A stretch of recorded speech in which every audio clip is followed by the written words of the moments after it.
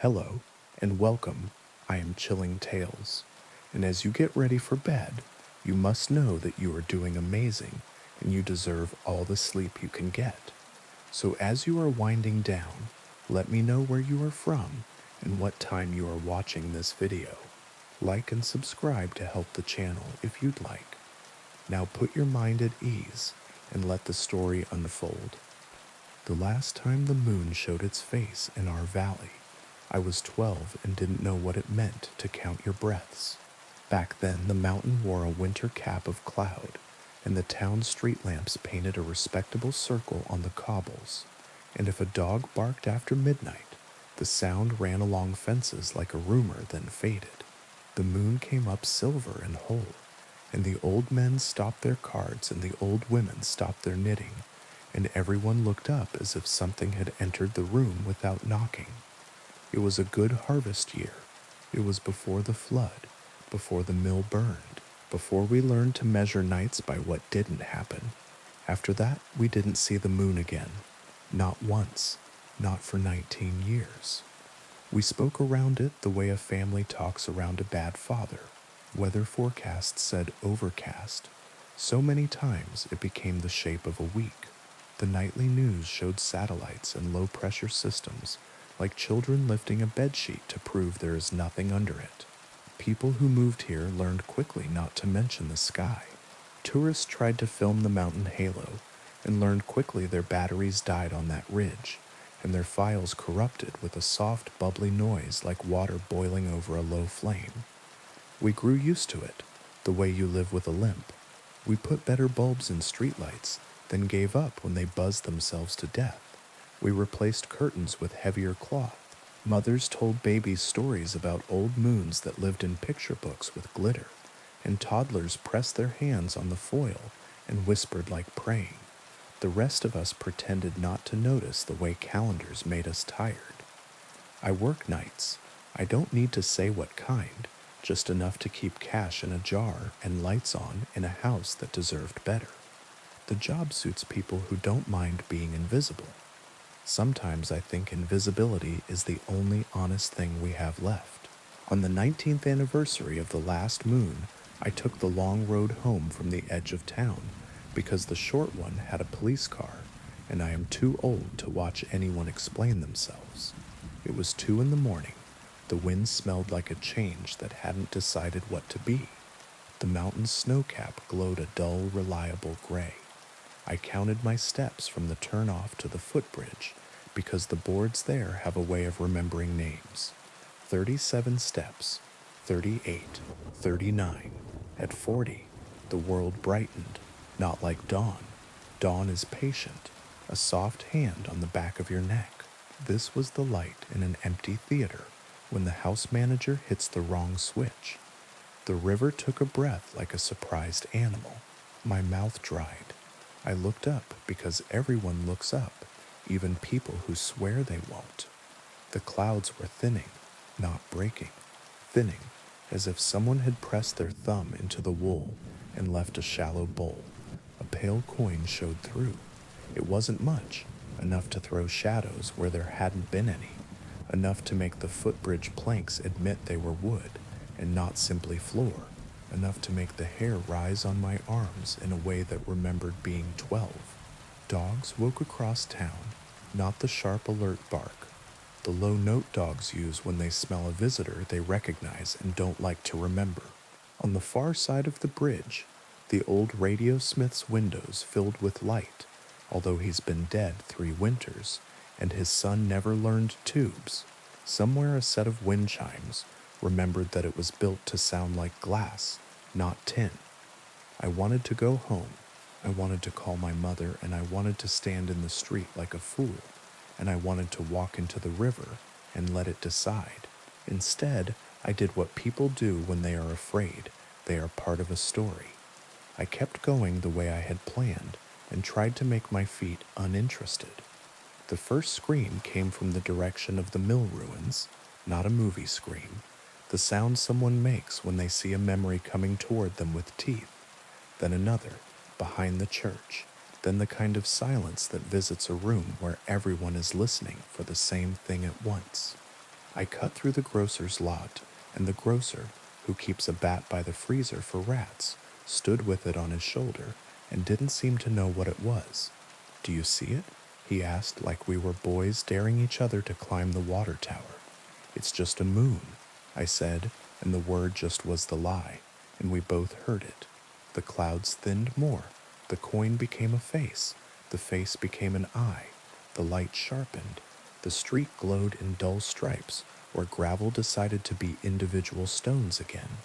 The grocer's bat had a small notch near the handle, and I knew suddenly it came from the night last summer when he missed and hit the shelf and pretended he meant to. This is what moonlight does when it's been gone too long. It tells you the truth about surfaces. We didn't talk about what else it tells. On Ash Lane, a boy named Felix had his first kiss against the lip of the old quarry, and he did not know that the person kissing him had carried a knife there for other reasons. In the cemetery, Mrs. Velez counted names in the row where her husband would have one someday, and the light hit a certain letter, and she put her hand over her mouth as if she had interrupted a conversation. At the bend where the road swings past the basswood, someone I will not name pulled a car into the ditch and stayed there, gripping the wheel as if it could make him smaller. And me? I got home to a house I rent from a woman who believes in cash only and saints who like tea. The moonlight reached the stoop and decided the door needed washing. Inside, the light fell on my kitchen table, and everything I'd done there that shouldn't be seen stood up and said its own name. I shut the curtains. The light was thinner through fabric, but it was the kind of thin that makes you feel dishonest. I turned on the stovetop fan to mix the air and boiled water that didn't need to boil, and stood with my palms on the counter until the sound of the fan matched my breathing. A soft noise came from the back of the house, and I told the old pipes to go to hell, and then I told myself the old pipes had every right to be, just like the rest of us. It wasn't the pipes, it was my neighbor knocking on my back door.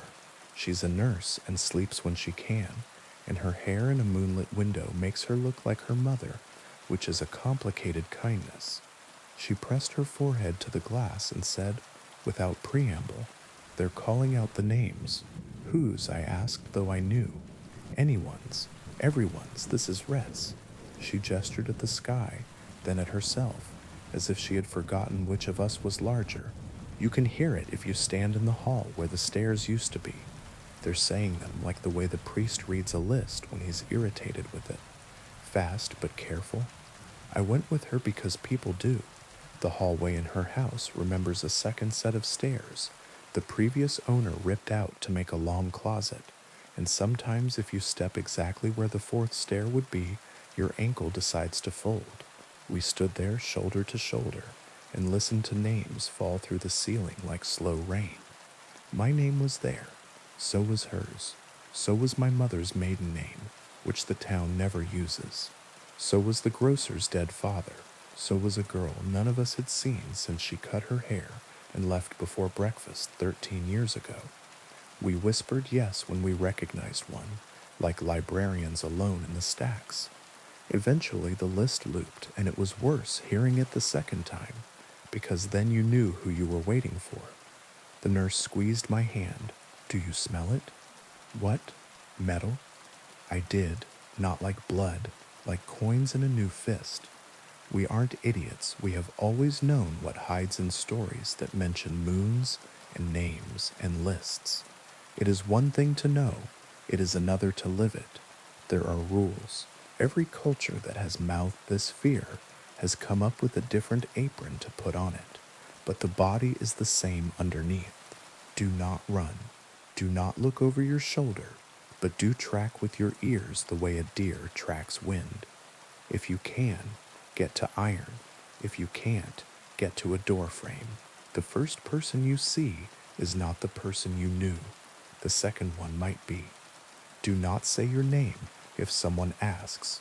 Do not answer a voice that says your name in the tone your mother used when she was tired. If you must cut, cut clean. If you cannot cut, climb. If you cannot climb, curl into yourself and think of water and think of dawn. All of this is good advice. All of it is the kind of advice that deserts you when you need it most. From the street came the sound of someone crossing on four limbs because two didn't seem sufficient. A trash can went over. The lid rolled with comic obedience to physics. A laugh followed, too close to words, not joy, not mockery. Testing. You've heard people make that sound when they've had just enough to drink to think about fighting. The long vowel where they decide.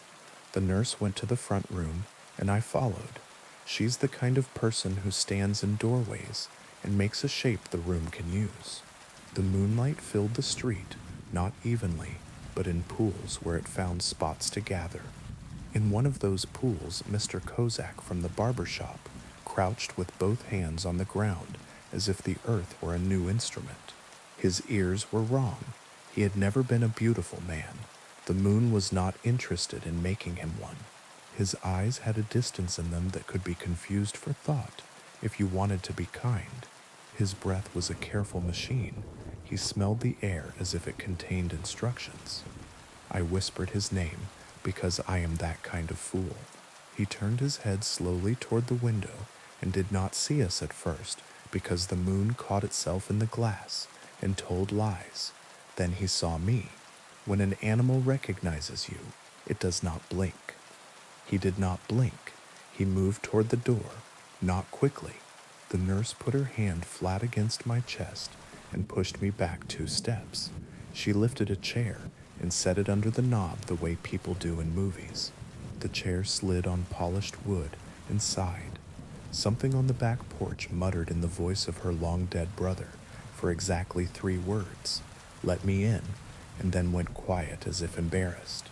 She put both hands on the door and said no in a voice she uses for certain family members, and the door remembered being a tree. From up the street, someone ran. Running is a rhythm, and rhythms are roads. The not quite Mr. Kozak's head snapped toward the sound, and he moved faster than a man his age, with his bad knee should move. Somewhere a bottle broke, singing itself as it went. Somewhere a woman said God in a tone that could get her into any heaven. We waited. Waiting is the only thing a house requires from you when the night is deciding. The nurse and I sat with our backs to the wall and counted steps when we heard them and counted breaths when we didn't. I thought of dumb things, the route the mailman takes on Thursdays, the price of onions, the way my mother used to tap the table twice when she wanted me to stop but couldn't say it in front of company. Outside, the list of names had stopped. The house creaked as if it were trying to turn in bed without waking its spouse. The moon climbed, and the light became the aggressive white of a bathroom bulb in a cheap motel. I heard the river change its mind about what direction was down. The mountain murmured in its sleep like a plumber on his back under a sink. A hand tapped politely on the glass behind us. I didn't jump. You only jump the first 10 times in a life. I turned my head very slowly and found my own face looking back at me from the window pane, ghosted by lamplight. For a second, dumb animal hope rose. Someone else, the old stories, a warning. Then my reflection breathed in time with me, and I hated it the way you hate someone who looks too much like a stranger when you catch them in the mirror at 2 in the morning. The nurse's phone buzzed in her pocket. She didn't check it. We both knew the battery would show 1%, no matter what it had been a minute ago, and any text we saw would be either a decade late or a few hours early. The first time the moon came back, someone answered a ringing landline and spoke to his mother 2 years dead. He said it was a recording, but couldn't find it again after the night passed. The second time, Ms. O'Hara opened her email and watched new messages sort themselves by age, like a deck of cards with names she had forgotten she'd lost. The third time, a radio station started carrying a baseball game from the year we still had a team. You learn what to pick up and what to let ring. When the howl came, it came from behind the grocer's. It wasn't a wolf's. It was a voice stripped of words. the sound of a person at the exact age where rage is a coat that fits, men who hadn't stood since the plant closed, stood, women who hadn't put their hair up since the last wedding put their hair up, old people bowed their heads, children who'd been born in the dark turned their faces to the light as if something had reached through skin and tugged. The nurse said very softly, "If you have to do it, you do it clean." "I know," I said, and discovered that I did. We didn't go out, other people did. It is hard to write the night because it wrote us. I saw figures cross the street fast enough to leave a second figure behind them, made of light. I saw a shadow detach from a fence and decide it had been wrong about the fence, then return to it with relief. I saw two shapes grapple in the alley like a tangled conversation and then step apart, and one of them wiped his mouth with the back of his hand, and the other smoothed her dress, and they both walked away, and in the morning neither would remember whose house they came from. I slept sitting up, head against the wall, neck at an angle that would punish me all week. I woke to quiet that pretended to be ordinary. The light had softened. The moon had gone behind its old curtain, as if it hadn't been in the room at all. In the street, someone had dragged a hose to the gutter, and the water came out pink and then clear. The nurse made coffee stronger than it needed to be because she likes to test her heart. We went out together, and the town did the thing towns do after disasters. We decided what the story was going to be. The grocer boarded a door that had lost interest in hinges. Mr. Kozak swept his stoop and did not, for the rest of his life, touch his ears in public. The parish ladies collected the names of those who hadn't come home and wrote them on index cards and stacked them with rubber bands in a drawer no one else uses. I walked down to the bridge with a bucket and threw water over the places where footprints looked more like paws than feet, and told myself I was trying to keep the smell down. When someone asked about the list of names from the hall where the stairs used to be, the nurse said radio interference, and the person who asked accepted it because people who live in valleys learn what to blame. That night, the clouds were obedient again. The mountain put its hat back on. Dogs slept like they'd done a job.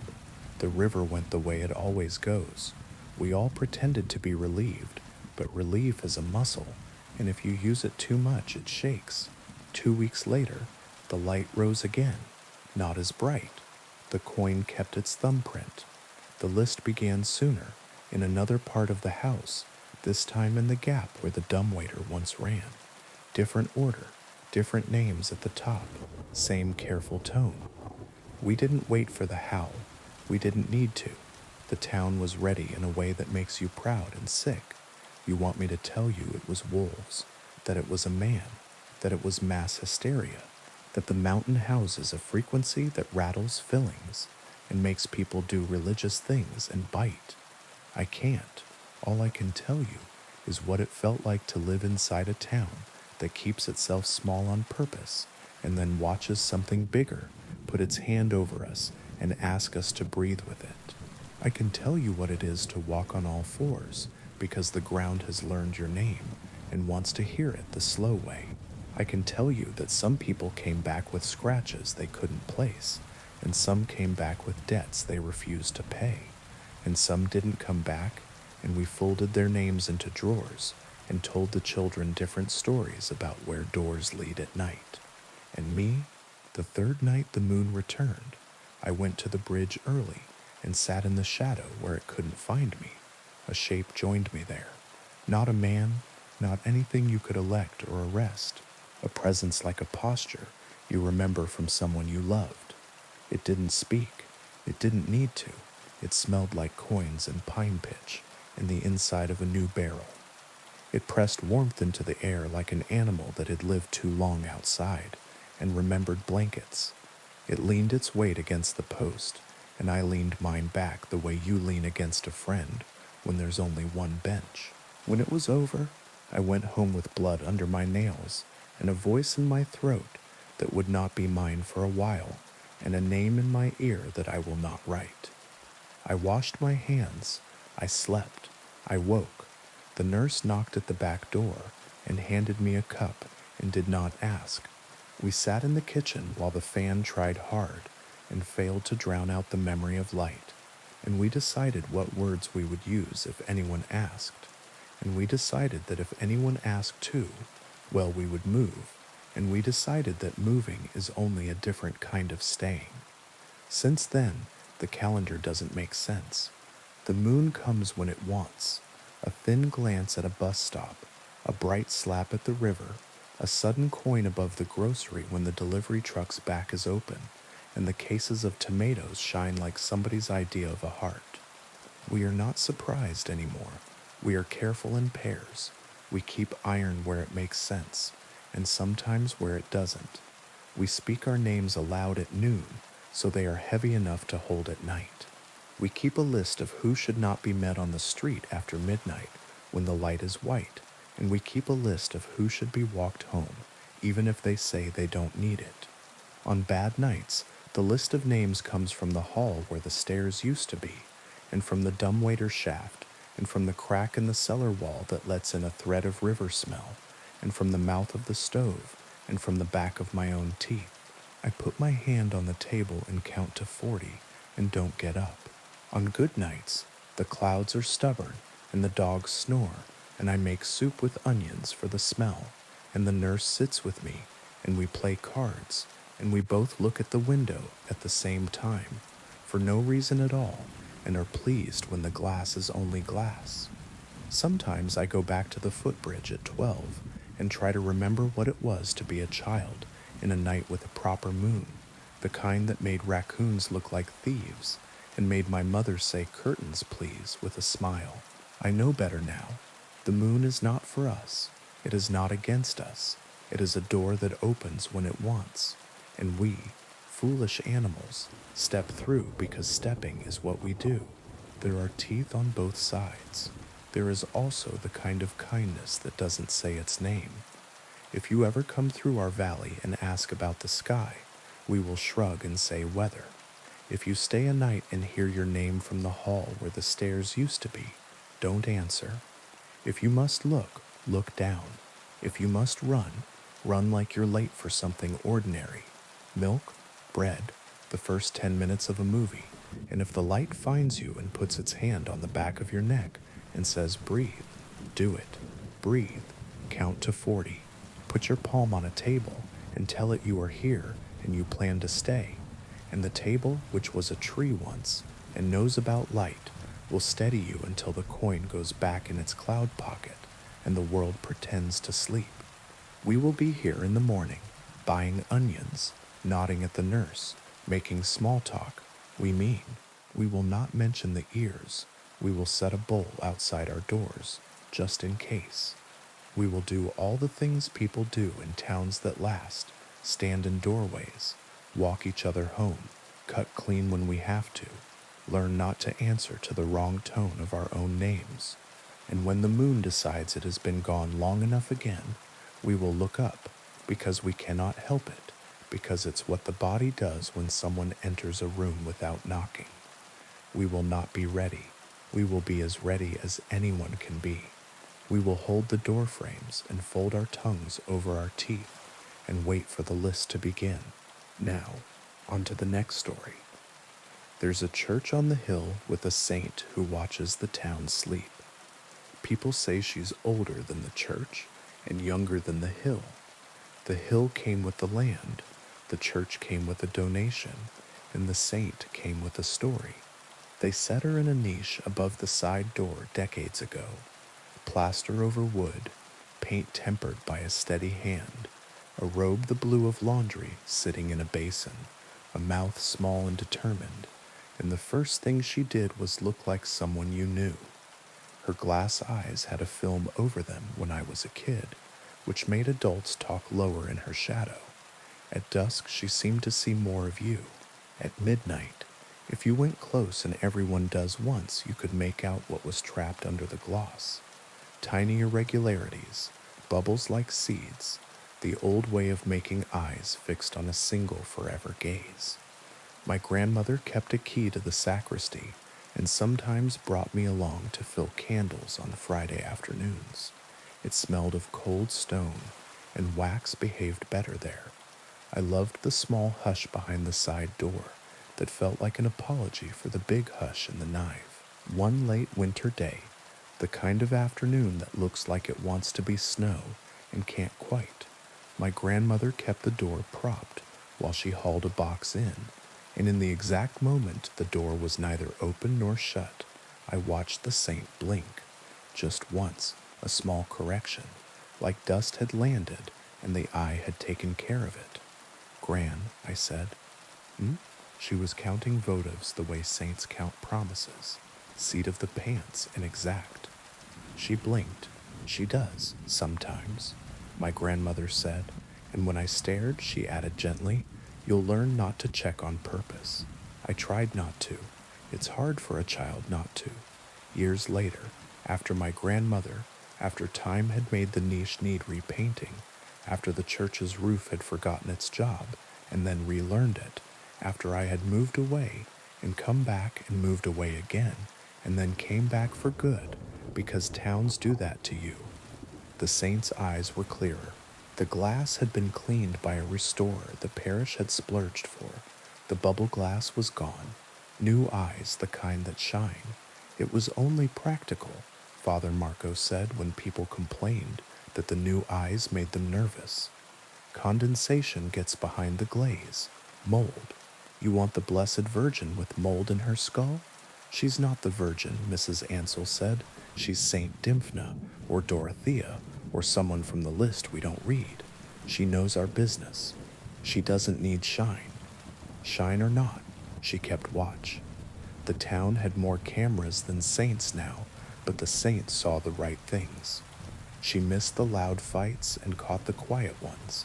She missed the tourist's photo and caught the 3 seconds after, when the tourist turned his phone away and looked at the hill like the hill had said his name. She missed the day we raised money for a new roof and caught the night a woman came to sit on the steps with a bag she did not open for a long time. I started sitting with the saint myself the year my father forgot how doors work. I'd walk him after supper because appetite gets tired before legs do. When your mind misfiles your maps, we'd circle the block, go by the church, nod to the side door, check that the heavy key in my pocket existed, and say neutral things about weather and the dog 2 streets over that barks like a trumpet. He didn't like the knife. The big air made him look for exits he couldn't name.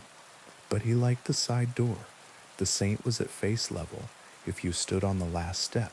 She's your height, he said once, and I, who had never liked being told I was short, found that I didn't mind from him, because the way he said it meant close enough to hear you. On a Wednesday that had nothing specific wrong with it, he pulled his hand from mine and reached toward her the way a man reaches to check if the iron is still hot. The saint didn't blink. That would have been too much like another kind of story. She did something smaller. She turned her head a fraction. The glass caught dusk, then didn't. Careful, I said, but I wasn't talking to him. I just wanted to see what color, he said, hungry for words that day. Are they brown or green? Blue, I said, and then realized I was wrong. No, they're the kind that change. He looked up at her the way a child looks at a shelf and decides to climb. She knows, he said, satisfied, and I wished not for the first time that religion were as simple as the sentences we put in our own mouths. That night I woke at 3:12 and heard, no, felt the shift in the house that says a parent's feet have found an inappropriate route. I checked his room, empty. The front door hadn't been locked because he hated the idea of locked anything. I found him on the church steps with his coat misbuttoned and his breath in the air like a small, honest cloud. The saint's eyes shone. The town lay below, lights like coins thrown into a fountain too full. What did she say? I asked, hushing myself, because asking is good and answering breaks something. She asked if I remembered the tune, he said, then laughed, then touched his head, then said, It's a walk, isn't it? It is.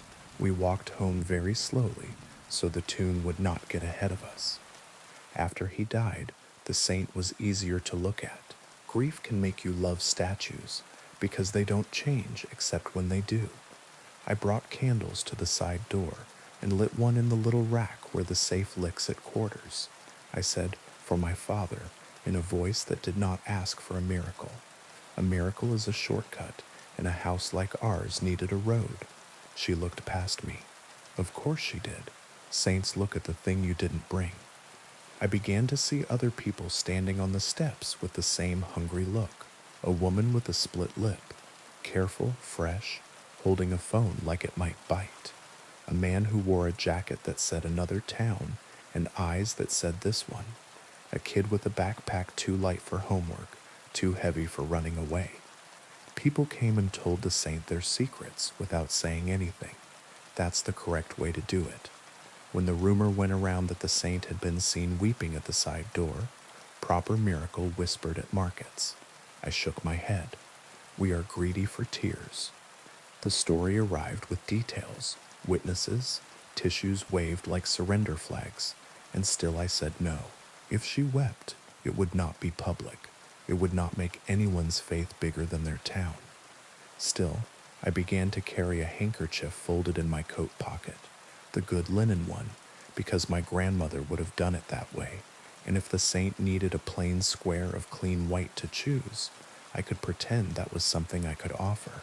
One evening after the early Mass, when the light in the nave remembers how to be gold, Father Marco asked if I could help carry boxes to the sacristy. He is older now, ladders, and he don't rhyme. We stood in that small hush where wax behaves and unwrapped a new set of beeswax pillars the bishop had sent because he felt guilt about something distant and expensive. "Do you think she blinks?" Father asked, not looking at me. "I know she does," I said. "I saw her as a child, and once again when my father was halfway out of the world." He nodded. "She's not Dymphna," he said, apropos of nothing except his own wrestling. The diocesan archivist found the original note from the donor. It says St. Lucia. "Eyes," I said, feeling slow and chastened. "Of course, she carries them on a plate, if you remember your gory holy cards," he said wryly. "She leaves the better ones where they're needed." We stood a moment. "Do you think that's why she watches the town?" I asked. "To take and give?" "Everyone's always taking and giving with saints," he said, kind and tired. "Perhaps she just watches so that someone is watching." There was a sound from the side door. Not the hinges, the quiet shifting of someone who has made a decision at last. Father and I glanced at each other and did not move, because the right kindness is to let some decisions be witnessed without help. Footsteps came and went. The door breathed and settled. The saint kept her eyes on the hill. It was the handkerchief that did it, in the end. A week later, wind sharp enough to strip paint from breath, I found a scrap of white cloth folded precisely on the bottom step, not damp though the stone was wet around it. My hand knew it before my head did, not mine. The linen was older and finer. The stitches on the edges were hands' work, not machines. In the center, the cloth bulged a little, as if it held a coin. I unfolded it, stupid, reverent. A small glass bead rolled into my palm, rounder than the saint's eyes, mottled with tiny bubbles like seeds in jam. I looked up. She watched. "It isn't an eye," I told myself aloud, because language keeps doors between things. It wasn't, not anatomically, but I knew what it meant when it was mine for a moment. Someone had come in the night with a need, and the saint had made a trade in symbols. Here is vision, leave me your fear. Here is clarity, leave me your lie. Here is the ability to look and not forget. Leave me the part of you that wants to. I wrapped the bead back in the linen and tucked it into the niche below her hands, where small offerings rest. The note folded like an airplane, the ring left like a relief, the dried bouquet that sticks around out of loyalty. "Find who it's for," I said. Ridiculous. and walked home with my hands in my pockets so I wouldn't touch my eyes by accident. News ran through town, not as gossip, but as startled gratitude. A girl who had fallen had the courage to say she had. A man who had been caught in his lie told it himself and then told it again until it felt like a story he was done with. A neighbor who'd gone quiet after the hospital returned with jokes only one person laughed at, and that was enough. No one said the saint did it. The saint keeps watch. People do things. One night late, I woke to the feeling that someone was standing at the bottom of my bed. It was the old fear. I am not immune. I lay there and named furniture until the feeling passed. In the morning, on my kitchen table, lay my grandmother's handkerchief, the one I carry, not the saint's, folded precisely, a small bulge at its center. No, I said to the air, smiling and not. I don't need to see more. I need to look longer. I unfolded it anyway. In the center lay nothing. The bulge was made by a fold I had not unmade in years. The cloth smelled faintly of stone. At dusk, I took my empty handkerchief to the side door and tucked it into the niche. The saint's eyes shone the way clear glass shines. She looked at the hill. The town breathed. The bell's electric now, a recorded chime, told the hour once and no one minded. If you come by the church, ours or yours, don't look for tears. Look for the small corrections, the blink that knocks dust off a gaze, the fraction of a head turn that says, I see the thing you didn't bring. Bring a clean square of cloth anyway. Bring a promise to look longer and not louder. Bring a secret and the ability to keep it until keeping hurts. Saints are doors we set in walls because we forget how to open sky. Sometimes they hand us a key that isn't a key, and we pretend to understand because pretending keeps our feet where the stone is good. If she looks at you, don't ask for anything first. Say what my father said, happy as a child. It's a walk, isn't it? And then take one around the block and around again until the hill and the town and the glass-eyed saint all agree that tonight at least you have been seen. Now, on to the next story. The storm didn't take the town in a hurry.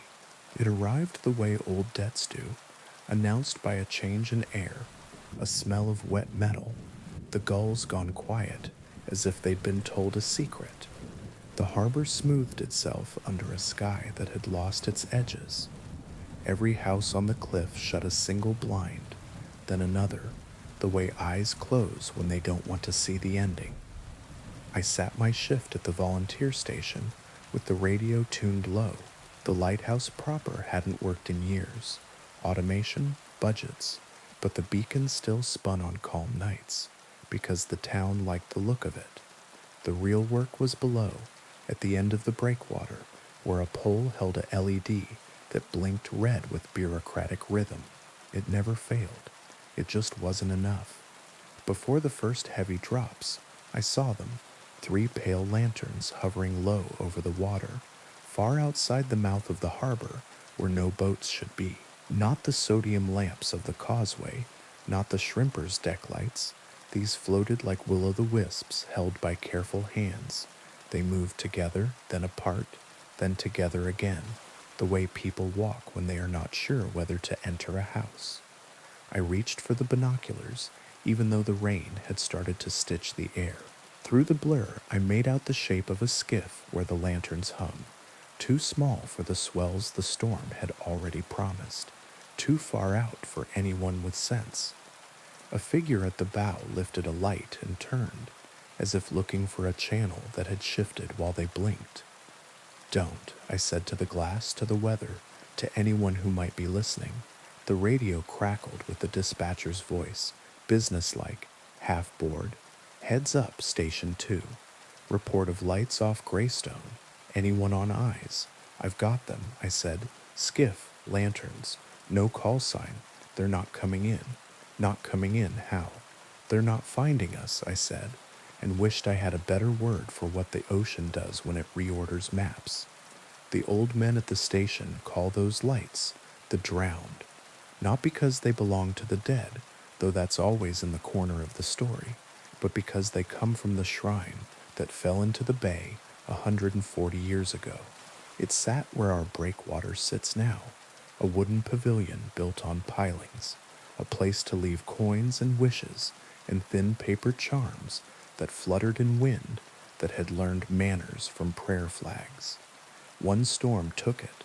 The pilings cracked, the floor tilted, the lanterns went under and kept burning where the eyes couldn't see. That's how they tell it, without smiling. Sometimes, on nights like this, the lights rise again and ask the living to remember the way in. I put the horn on the roof and sounded a warning. The low note went out across the water and came back wrong, bent by rain and tide. I grabbed the emergency bag because you always grab the bag, and I ran for the breakwater because you always run for the place where rocks look like help. By the time I reached the end, the lanterns had drawn closer, 3 small fires cupped in careful hands, level with the waves but not afraid of them, moving with the tide and against it. I could make out the skiff's hull now, pale plank on pale water, and the person at the bow, a boy in a raincoat that had lost its yellow, hair plastered to his forehead, eyes fixed on the red blink like he could stare at brighter. "Turn back," I shouted, pointless. The wind filed my words until they were too thin to pick up. The lantern nearest me dipped, then lifted, the international language of please. The boy turned in the direction the flame motioned. He didn't see me. He didn't see anything but light. I didn't have a boat. The town keeps the work skiff locked 2 doors down for liability reasons, which is another word for regret.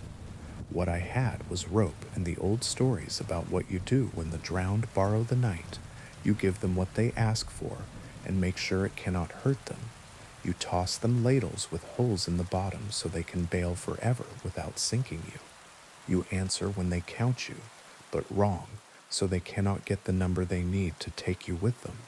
You carry salt in your pocket and throw it over your shoulder as if the ocean might be surprised by that memory. The boy raised his lantern high. It was made in the old way, wooden frame, rice paper sides, a wick that did not mind rain. He swung it toward the gap in the breakwater where the old foundation stones still show under low tide.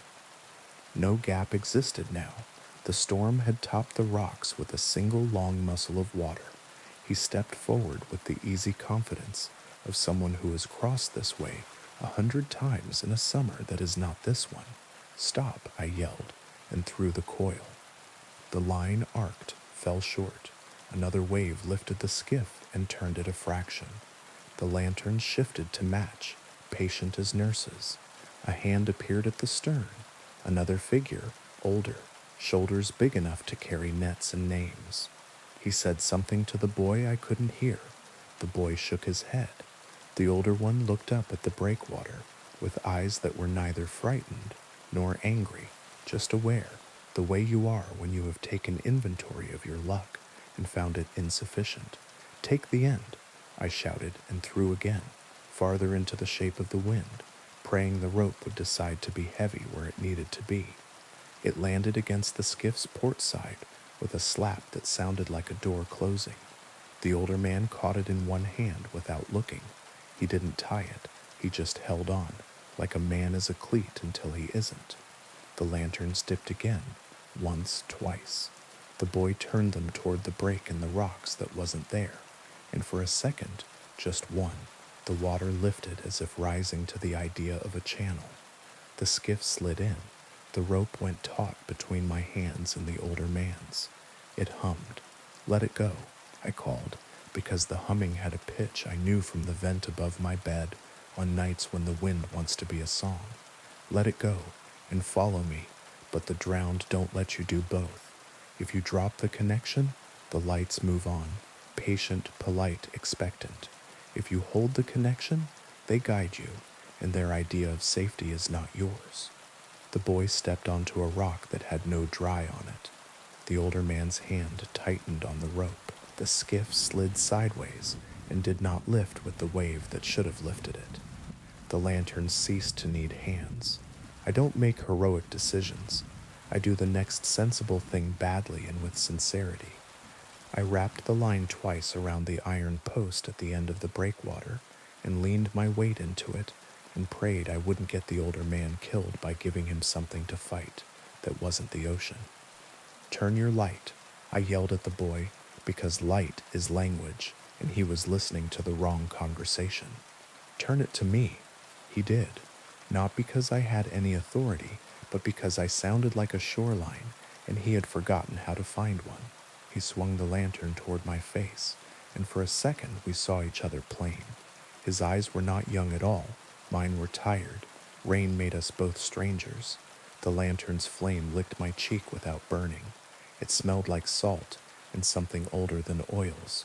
I lifted my free hand and shaped the air as if it were a knob. I turned the boy's lantern toward the red blink at the end of the pole, and then past it to the left where the channel actually ran tonight, which is not where it ran last week and never where it plans to run tomorrow. It took him a moment to understand that I was asking him not to follow the light to the light, but to aim the light at the way. The older man read it first. Something in his shoulders changed from resisting to remembering. He shifted his weight. He didn't pull. He held. The rope hummed a new note. The skiff found water that wanted it. The 3 lanterns moved to match, one leading a fraction, one flanking, one hanging back as if to count. The boy held his higher. The older man stepped closer to the center of the boat, feet following memory, not map. Together we slid the skiff along the wet top of the breakwater's logic until the inside water calmed enough to welcome them. When the bow kissed the lee side of the rocks, the older man let the rope fall. The boy's lantern guttered and flared, then burned steady. I dropped to my knees and hauled until the skiff's hull scraped the stones, and the boy stumbled into the small and particular gravity of safety. He looked at me like a person looks at a window after getting out of a locked room. The older man tied nothing, thanked no one. He was the kind of grateful the ocean approves of. Quiet, practical, already attending to the next thing. Behind them, outside the mouth, the 3 pale lanterns hovered a moment, then drew apart, then sank, slowly, as if reluctant to leave a conversation they had almost finished. The surface closed over them, as cleanly as a lid. The red blink resumed its rhythm. The storm decided to take itself more seriously, and began. We brought the skiff up the inside of the wall in quick, small pulls, the boy carrying his light like a child carries a cat, possessive, careful, reverent to a degree that does not admit reason. When we reached the inner dock, neighbors gathered in that way, small towns do, all at once and out of nowhere, with blankets and questions. No one asked about the other lights. They knew better. Someone pressed a mug into the boy's hand. Someone else clapped the older man's shoulder and missed the way he flinched. Later, when the radio had finished with its relief, and the checklist had been checked twice, and the rain decided to become a wall rather than a suggestion, I went back to the end of the breakwater alone. The surface outside boiled with white, in patterns only the old men could name. Somewhere under that muscle lay pilings that had once held the shrine, lantern hooks that had once held prayers, paper that had once held names.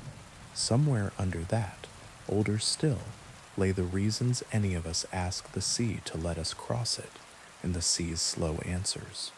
I tossed a handful of salt into the air because it was in my pocket, and because superstition is a promise you make to everything you can't fix.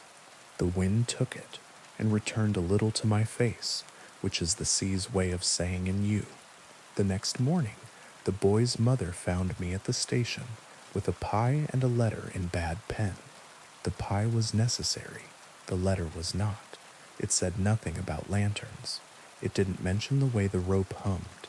It thanked me for being outside when someone was lost. He kept the lamp, she said, when I asked.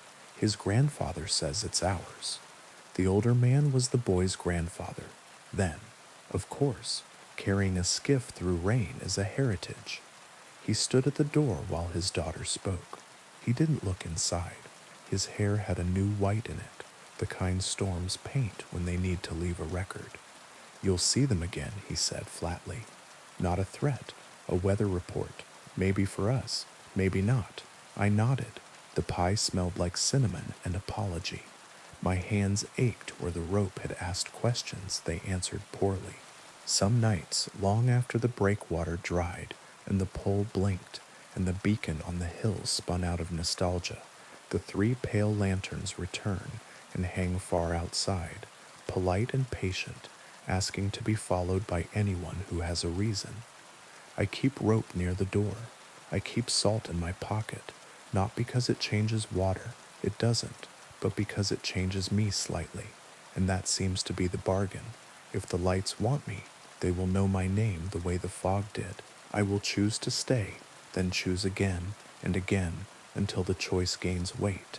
If you see old light on new water, aim yours at the way, not the flame. Throw holes to the hands that ask, don't count correctly. And if a lantern rises dripping from a place where wood should not remember fire, treat it like a neighbor and not like a sign. The shrine still burns down there. Some prayers take longer to finish than others. On our side of the surface, we keep an eye on the channel and pretend the red blink is sufficient. On most nights it is. On the others, bring rope. Now, on to the next story. They say houses remember, but remember is too gentle a word. A house absorbs, it seasons itself with you. The walls take your arguments and your laughter. The stairs memorize the weight of you coming home. The kitchen keeps what you admit to the sink. If you live long enough inside a place, you start borrowing each other's habits. The house on Ashwood Lane had lived with too many people to be polite about it anymore. It stood on a corner that had lost its elm decades ago and never replaced it. 3 stories of narrow windows and a front porch too shallow for chairs. Its clapboards were repainted often enough that the paint's history made its own topography. Ridges like lines in a palm. It had a plaque the realtor loved to point out. Below it, someone had scratched a second date with a nail, 1978, then crossed it out, then written 2002. I bought it because I needed rooms, and it was rooms. I did not require charm or lawns. I told myself the price was low because of a boiler that wanted attention, and because the inspector had shrugged when I asked about wiring and said, "It works until it doesn't." In the kitchen, a built-in glass front cabinet tilted a degree and a half.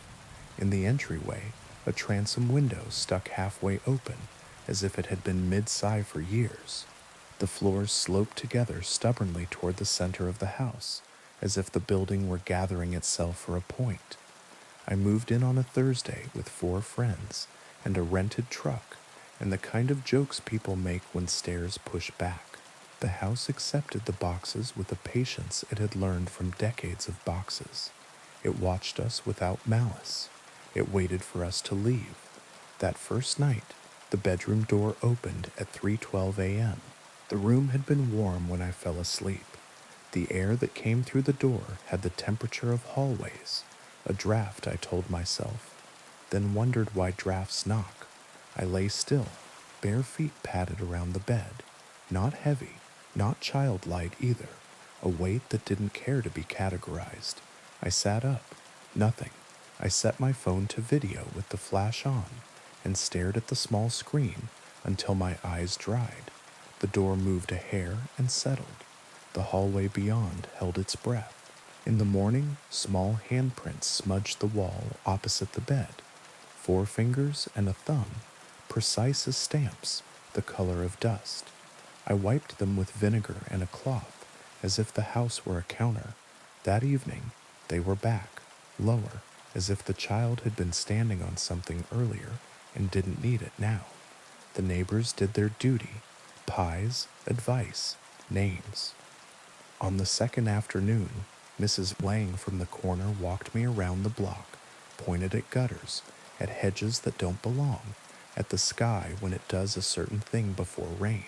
When we came back by Ashwood, She paused on the sidewalk as if she weren't sure whether to take one more step. "You'll hear things," she said. "Don't answer questions you aren't asked." "What kind of things?" She made a small shape with her mouth that admitted the existence of a list and then closed it. "Open your windows in winter once in a while. Houses need to breathe. Same as people." She patted my arm as if I had delivered good news and crossed the street without looking. At night, the house breathed on its own. Heat ticked in the registers. The upstairs bath pipe shuddered with the ghost of water. Wood flexed. The sounds organized themselves. A woman humming in the kitchen. The tune unambitious. The hum a habit. A man pacing in the study. The way sound changes when it crosses a rug. A child racing down the upstairs hall and stopping at exactly the place where my bedroom door meets the casing. I did the ordinary exorcisms, salt across thresholds, because my grandmother had cheap white candles and sills for light shapes. A bell rung room to room because a friend had sworn it had helped during a bad year. The bell's note made a place in the air, and the air closed over it. The third week, a toy horse stood on the mantel. I hadn't put it there. It was wood, small enough for a child's pocket, varnish worn to a fondness, not antique store charming, necessary. I put it in a drawer. It reappeared on the mantel at noon. I threw it out. It was on the kitchen table when I woke from a nap, standing neatly on the seam where the leaves join. I set it on the porch railing facing the street.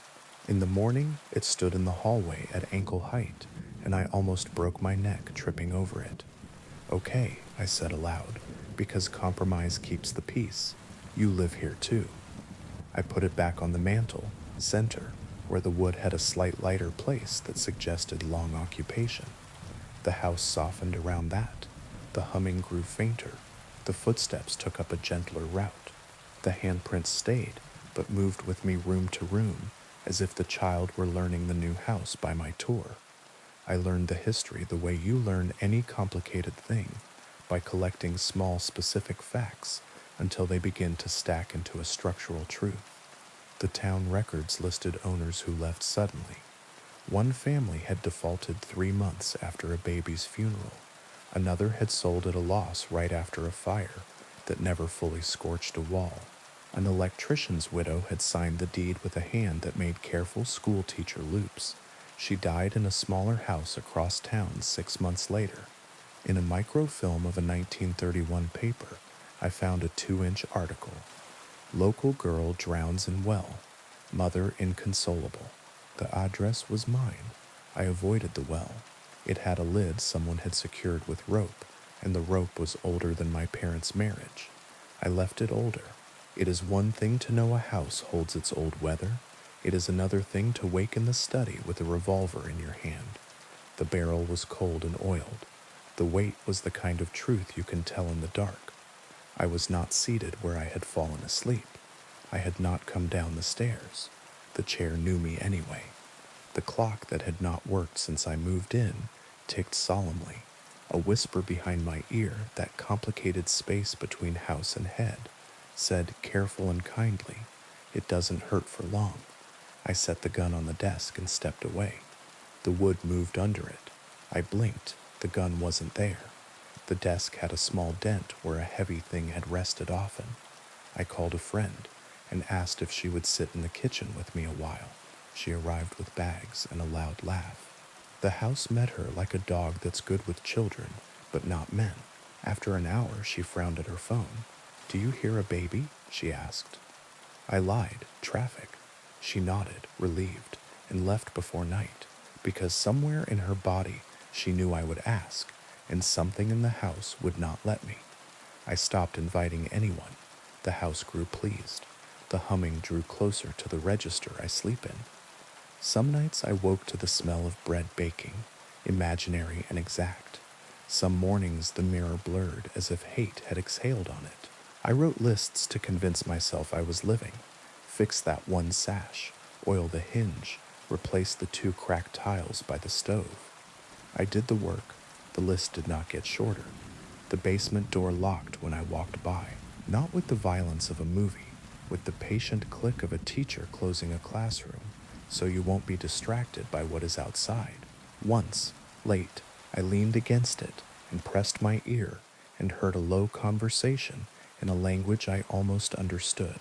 The grain's complaint, the pipe's arithmetic, the soft cadence of concrete telling itself how to hold. The third month, the house offered me mercy. It played me a memory that wasn't mine, but could be if I laid down my own, on the nursery floor, because I had begun to call it that. And what you name is yours. The rug rippled like heat over tar. A woman seated in the rocker materialized from nothing, not like a ghost, but like a fact I had missed until now. Hair pinned, sleeves rolled, forearms pale from dishes, a child at her shoulder doing that breathy, almost laugh babies do when milk is near. She looked up at me, irritated at the interruption, then softened, the way mothers soften when they decide you are tired, not malicious. She said, you'll wake him. She and the boy became gathering smoke that smelled not like fire, but like a wool coat hung near one. It is difficult to pack a bag when the house knows. Boxes opened themselves. The tape would not stick. Keys went missing and turned up exactly where they belonged, laughing the small mean laugh of objects. I threw 3 sweaters in a duffel and zipped it fast and found it empty. An hour later, and the sweaters folded in my drawers better than I ever fold. Stop, I said into a corner, charming the shadow like wayward salt. What do you want? From every room at once. Stay. Remember with us. The voices layered, the kitchen hum, the study steps, a baby's delicious sigh, the ring of hammer on bracket, a dropped glass, the rise and fall of a fight a couple had had 100 times, and then decided not to have any more because they wanted to see a movie instead. The house had kept it all, and wanted me to shelve myself in that library. You can keep it, I said. You don't need me. We keep what we are given, said the low voice that might have been the man at the desk or the house itself. We require an indexer. For a week I wrote down everything that happened to me in the house, every small act and sound, and hid the pages where the walls could not eat them in my car, under the mat, at the bottom of a bag of rock salt on the porch. I read them aloud to myself in an ugly voice. I made my memories heavy in the air so they would belong to the air and not the plaster. When the house offered me old bread smell, I burned toast and cursed it. When it offered laughter in the room where I watched shows, I put on a documentary about bridges and let the narrator's soothing voice knit a scaffolding. 2 nights before I left, the well lid creaked, not because the rope failed, because courtesy. I went to the kitchen window and looked out across the scraggly yard and saw nothing. The lid returned to settled. The smell of wet stone came under the back door like a cat. I let the back door stay shut. I slept sitting up by the front door with my bag on my lap and every light on and my shoes on my feet. At 3:12, the bedroom door opened upstairs, even though no one was in the bed.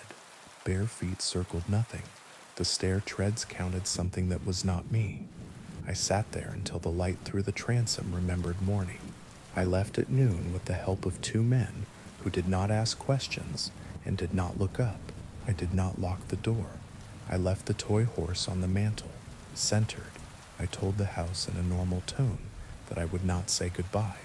It likes closure too much, it would have used it. I stayed with a friend across town for 6 weeks. The first week, my sleep came back like a stray, skittish. Then sure. The second week, I woke to the smell of bread and left the apartment and walked the block until it was gone. The third week, my phone recorded a voicemail of empty air from my own number. 4 full minutes of the sound a room makes when it is waiting. I deleted it with clean hands. Mrs. Lang watched my lights not burn and delivered gossip the house could not eat. The new buyers were a couple with money and a fondness for crown molding. They brought a designer. She lasted 4 days and left with a cough. The couple closed anyway and hired a contractor who shook his head and unshook it and began A month later, at Lemon Light, an ambulance came, then left without its siren. Not dead, Mrs. Lang said softly on the phone, as if the house might be listening on both ends. Not his blood.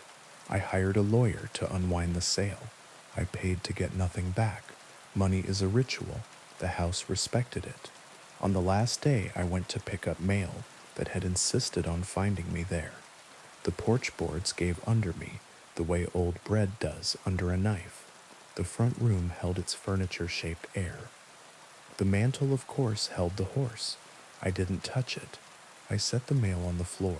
I said aloud into the corner of the ceiling, "I lived here. I declined to be filed." The transom exhaled.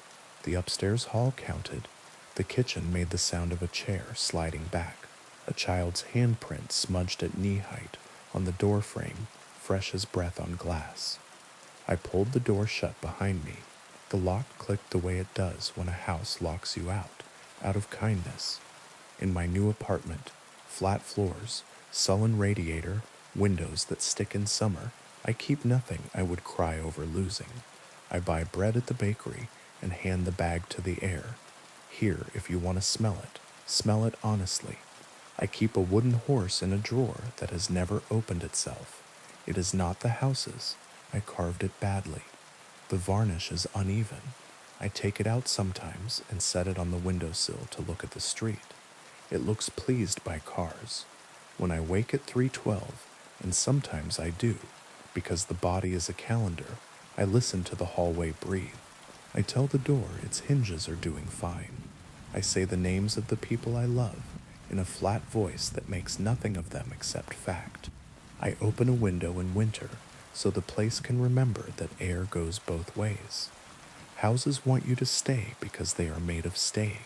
Some want you to remember because remembering is how they keep whole. Some want to be told off like dogs, then fed like cats. Some want you. If yours begins to arrange its kindnesses into a net, cut holes in the pattern, laugh on purpose at odd hours, say ugly prayers, eat at the sink, let the neighbors' voices in, make the walls put up with your bad singing, even when you don't sing. If you go by Ashwood Lane, the clapboards will be a new color that isn't new. The couple will smile with tired eyes on their porch and say the work is coming along and the work will never be done. If you go at lemon light, the upstairs window will reflect the sky and then reflect something else and then reflect the sky again. If you look for the toy horse, you won't see it, because you shouldn't, because it will see you first. Houses, remember, they keep what they are given. Don't give yours what you can't stand to have replayed. And if a door opens at 3:12, don't say who's there. Say not tonight. Say it like you mean to live somewhere with ordinary air. Say it again if the house is kind enough to ask nicely. Now, on to the next story. The first time I heard the song, I thought it was the wind doing what wind does in places that have been emptied of purpose. The old quarry, everyone in town called the Hollow, had been shut for decades, a bite taken out of the hill and never chewed. I camped there because I was cheap, tired, and too proud to admit the motel's flickering vacancy sign made me nervous in a different way. By day, the Hollow looked like ruin with a view. Rusted cables drooped in lazy parabolas. A shattered conveyor belt lay like a peeled road.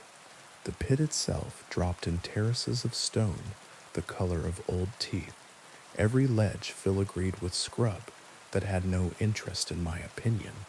By night, the edges lost their lines. The dark poured down and held still. I ate from a can, read by headlamp, until the words turned into ants, and slept hard enough to forget there was anything to be afraid of. Sometime near midnight, I woke because a voice was humming, not close, not far, the way a refrigerator hums felt before it's heard. It threaded the air with a tune more shape than melody, like the tale of a lullaby after the words fall off. I lay very still and listened to the tent fabric do its small shivers. The hum bent upward and down, then paused on a note that tasted like cold metal. I unzipped the flap an inch. Moonlight lay on the quarry floor in pale ribs. The wind moved in careful hands. Down in the pit, fog had gathered where there had been no fog when I went to sleep. It was not rolling or rising, it was waiting. The tune changed. It tried my name. Not a perfect pronunciation, just the outline of it, like a stranger who has read it once and risks it anyway. My skin lifted as if a temperature had dropped inside me that the air would get around to later. I closed the flap and told myself that sleep folds strange sounds into the shape of whatever you fear most. The second night, in a motel 20 miles away, the vent above the bed hummed the same melody. A woman's voice, high and even, like a mother who has rehearsed calm. When she reached the place where the note bent down, the vent breathed my name correctly. The TV volume didn't help, neither did running the sink. In the morning, I put my coffee down untouched and asked the waitress if anyone had ever complained about a noise from the hollow.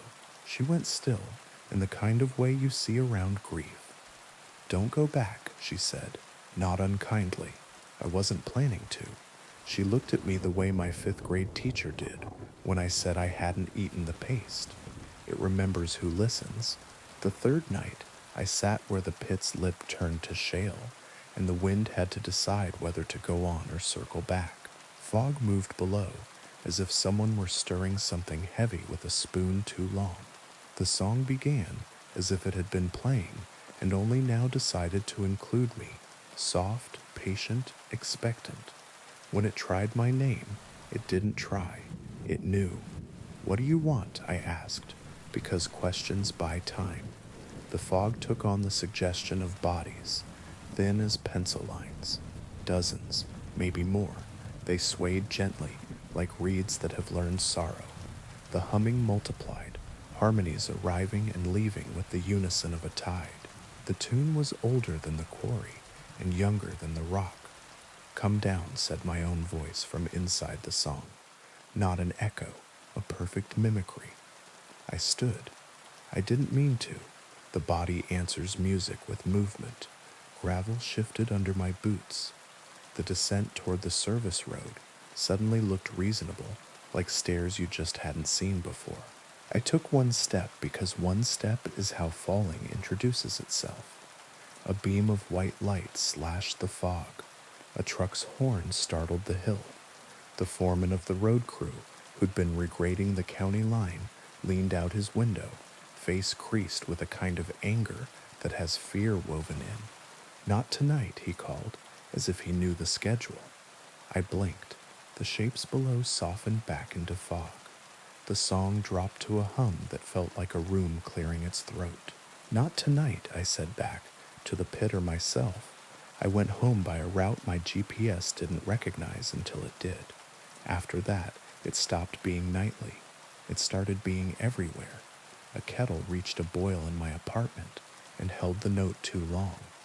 The elevator in my building found a frequency I hated. A woman on the train hummed under her breath, a melody that made me stand between cars for the rest of the ride.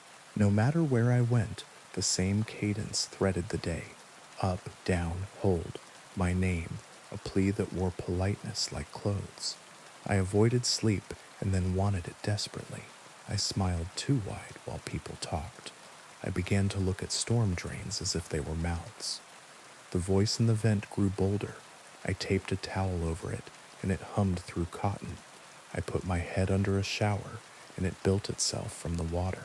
I asked the town historian, because historians sometimes say the wrong thing and save your life. He used words like script and company store and accident, then shifted to softer ones: collapse, widows, unrecovered.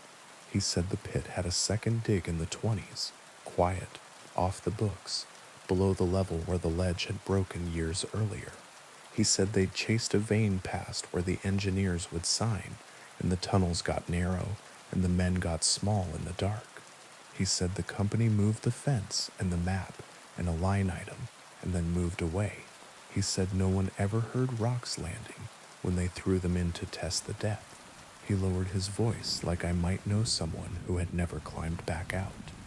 On his desk lay a ledger of names in 2 columns, shifts and Sundays. Pencil thin, some scored, some entirely erased, some smudged like someone had rubbed them and then stopped. He let me read until my eyes blurred. Beside the list, he'd written a single sentence. What sings down there isn't grief alone. What else? I asked. Hunger, he said, and then he crossed it out with one line, so he could still read it. I stopped going to work. I stopped telling anyone I wasn't. Sleep slid out from under me. I found myself standing by the sink at 4 a.m., holding a glass as if I had always held it. The tune had become a presence that didn't need sound. I heard it in my molars. I felt it in my wrists. My body tuned itself to a pitch the world didn't share. The fourth night on the rim, I brought earplugs, then didn't put them in because I was honest enough to know they only stop air. The fog below had thinned into columns, like pillars in an old knife. It was quiet, too quiet, the held breath silence of a stage before the actor walks on. I said, "What happens if I do?" The song answered by adding a second voice, low and familiar. My father's from the kitchen at 2 a.m. after the funeral. He hummed when he washed the last dish. He hummed when he couldn't say my name without breaking it. He hummed the same rise and fall, not because he'd known it then, but because the hollow did now, and lent it to him retroactively, because time makes poor fences once you agree to it. Rage is a good rope. I grabbed it. You don't get to use him, I said, and the fog pulsed as if insulted, then smoothed, then brightened faintly from within. A shape resolved near the bottom of the shaft. Small. A child, hand to mouth, shushing me. Above her, a woman swayed with a bundle in her arms that might have been water, might have been a blanket, might have been a baby. Around them, lines of men in canvas coats leaned on tools. They were still as photographs, and yet they were moving, a posture learned when a voice is near you. Want to honor. What are you? I asked. The answer reached my chest without touching my ears. Not one, many, not dead, not only. Do you want me? We want what listens. Why me? You stayed. I did. Not at the rim. I'd run.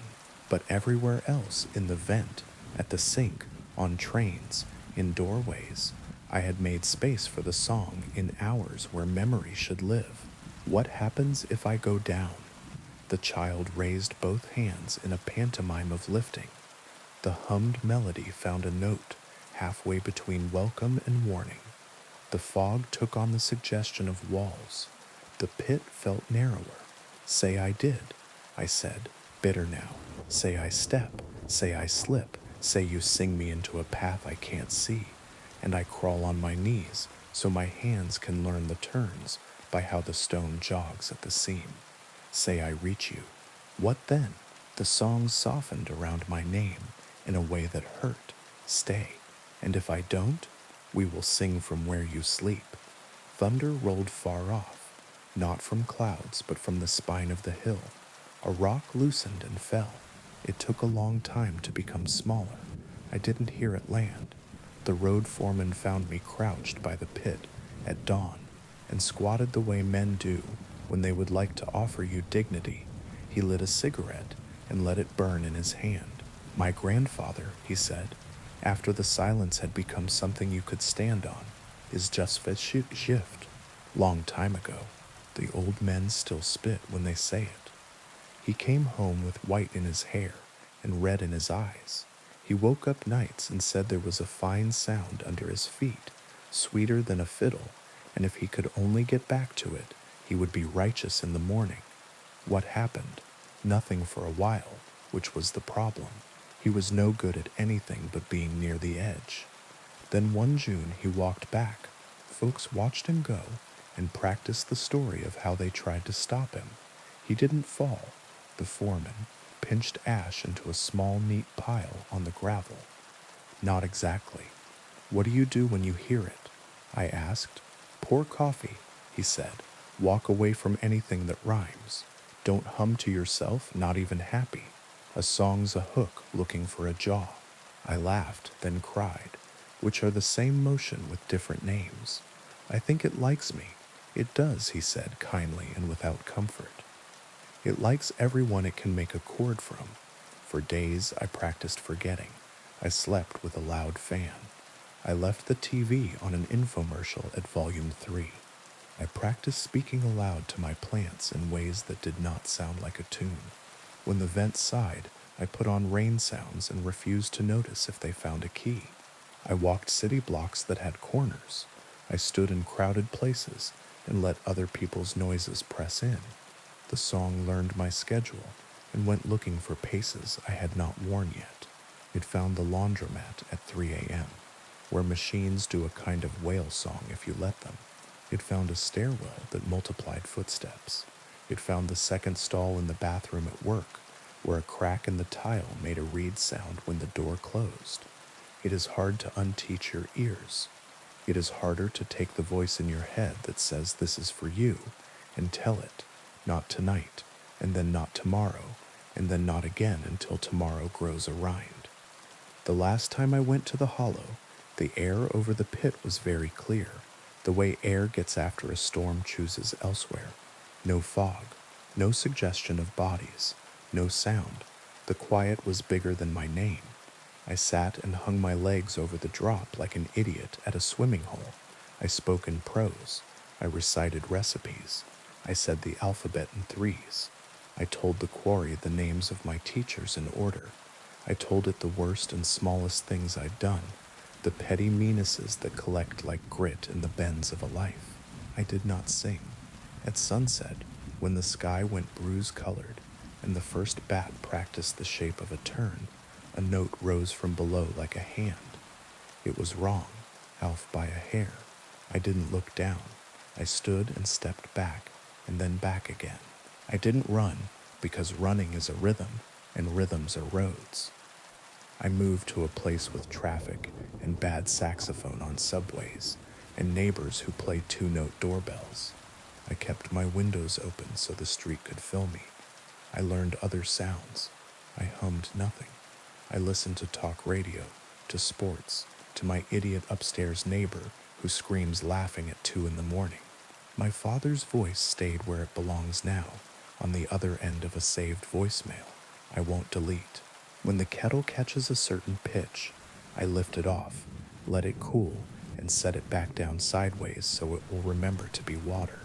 Sometimes, in the middle of a crowded day, a truck backing up will hit the interval just right, and my mind will walk to the edge. Sometimes I wake and hear the vent breathe one note too long, and I put my palm flat to the wall and tell it a list of groceries until the list runs out of tune. Sometimes I hear my name from a mouth in a room I'm not in, and I say, not tonight. The hollow is a place where stone remembers a choir. It is also a habit in the body. It will be, forever, one of the ways I could end. I think of the child who raised her hands. I think of the foreman's grandfather, righteous in the morning he never reached. If you camp near a pit people call by a proper noun, be suspicious of your bargains. If a song finds you, give it a shape with a door and get out of the room. Do not go to vents. Do not test wells. Do not practice humming. When it uses your father's voice, don't answer. When it learns yours, teach it boredom. When the wind is only wind, think it aloud, badly and flat. Make your voice a dull instrument. Hang on to ugly noise. Stay where corners keep their promises. And if you ever stand at the lip of a perfectly quiet hole, and it calls you by name, say what the road crew says. Not tonight. Say it until the hill forgets you. Then go home by a way you have to count. Now, on to the next story. The highway ended 5 miles ago, but the road didn't. On the map, it stops at the county line, like a sentence clipped mid-word. Out here, it just keeps going. A pale ribbon you can mistake for a river if you're tired. And I was so tired the lines in the asphalt shivered when I blinked. The radio had gone to static, and then to a low hiss, as if the car itself were breathing. I rolled the window a crack to let the night in.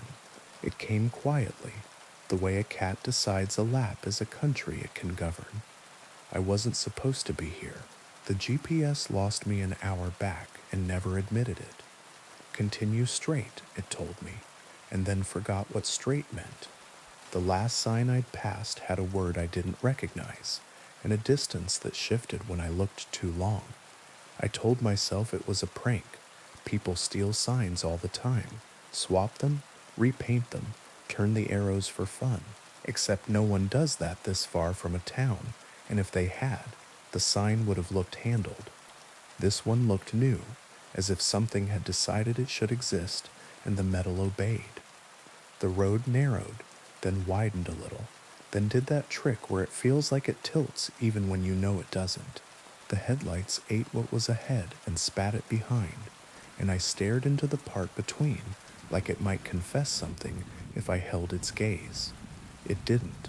The night kept its privacy. When the girl stepped into the beams, I braked so hard the seatbelt bit. She was young, 20 maybe, a denim jacket over a white dress, bare legs goose-pimpled from the kind of cold that finds the bones first.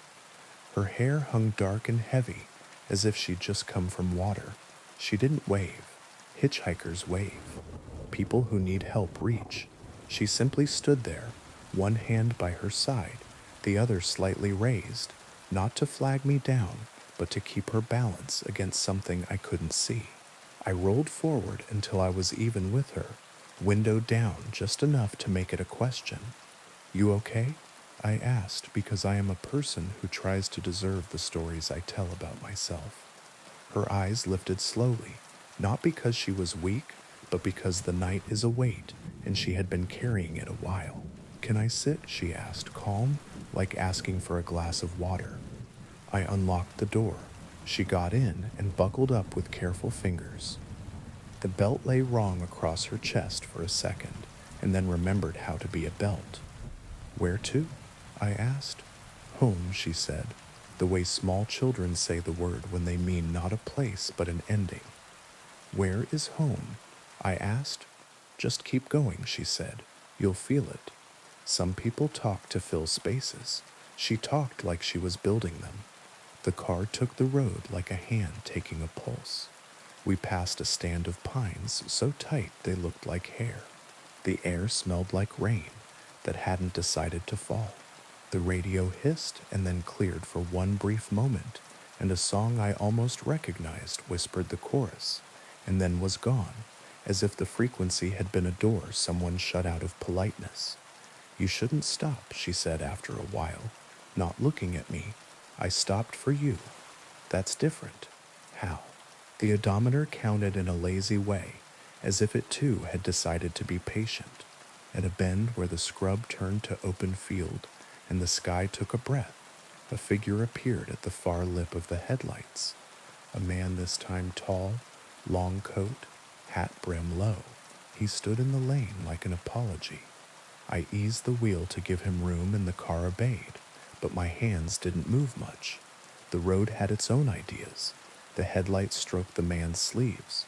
The coat didn't throw a shadow. He didn't look at us, but I knew if he had, his eyes would have been pale and animal and old. "Don't stop," the girl said, voice glass smooth. "I won't," I said, and the car slipped by. In the mirror, he was closer than made sense, then gone, then only the suggestion of someone who had once known how to stand still. "How far?" I asked, keeping my voice level because calm is a spell. "Farther than you want, not as far as it seems. Are you hurt?" "Not that way." "Do you have a phone?" My own had one bar of a network with a name I'd never seen, a little symbol that looked like a key. She touched the pocket of the denim jacket. "He took it," she said, "or the road did. They share." "Who's he?" "The first one," she said, "or the last." She turned her face toward the glass. The window reflected us as if we were a picture in a stranger's house. "He stands where the road decides to be a bridge." "There's a bridge?" Relief brightened my voice. "Bridges are proofs. If there's a bridge, there are banks. If there are banks, there's a map." She shook her head. "It's not that kind." We passed a farmhouse with a porch light burning. The bulb hummed with moths. A woman stood at the screen door, holding a baby, and both looked like they were made of fog. The house moved away without tech or magic, just the ordinary disappearance of things you don't stop for. I kept my hands soft on the wheel. "Will you tell me your name?" I asked. She considered, then said, "It's different out here." She reached for the dash and stopped before she touched it. "You can call me Mara," she said, which was either true or right enough. When the road began to climb, the map in my head insisted there was no rise this side of the river. The car didn't care. The engine's note changed, deepened, settled into work. The sky thinned to a lighter black, as if soon it would admit stars. "Do you remember the first time?" I asked, because asking questions is how you keep from becoming the answer. She nodded. He asked if I needed a lift. Her mouth made a smile that didn't reach her eyes, not because she was lying, but because remembering takes energy. He said he was lost. I said me too. He said his name was whatever I needed it to be. She tucked hair behind her ear, an ordinary gesture that made the car feel less caustic. I got in. "Did he hurt you?" "He was very kind," she said. "He didn't put his hand on my knee. He didn't ask me where I was coming from. He didn't make me listen to his music.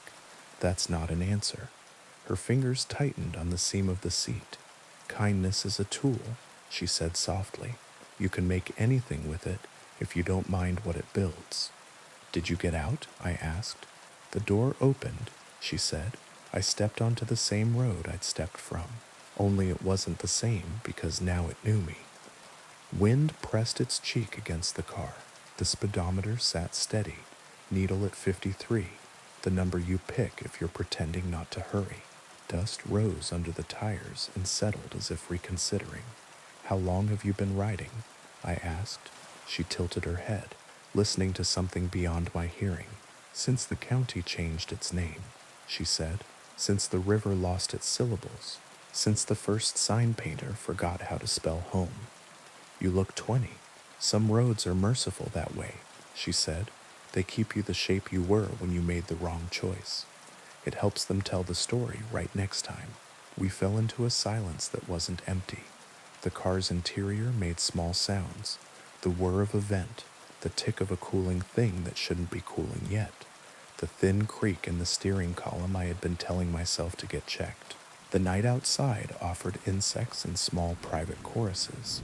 Somewhere far off, a coyote set its name to the field, and the field did not disagree. We topped the rise, and the road became a long, straight line, as clean as an oath. In the very center, a shape lay across both lanes like a gift you didn't order. I slowed, habit refusing to yield to instruction. "Don't stop," Mara said, sharper now. "What is it?" "Someone's reason," she said. "It will be very convincing." I rolled closer. Bags? A tarp? No.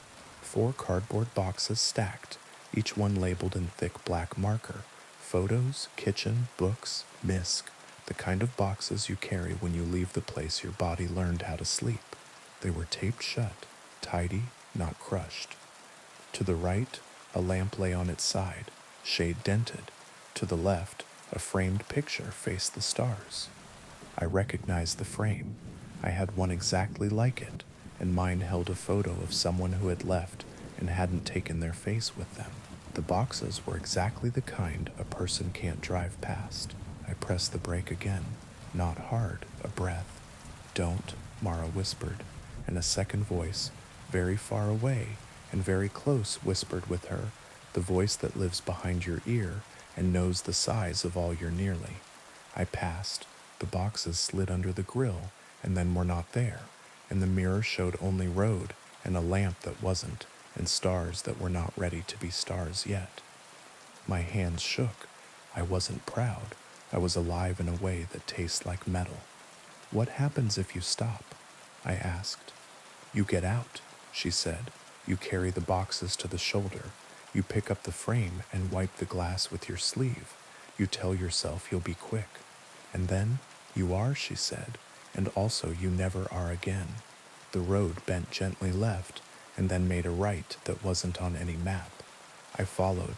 On the far side, a sign with bullet holes spelled out a town's name, and then changed it while I looked.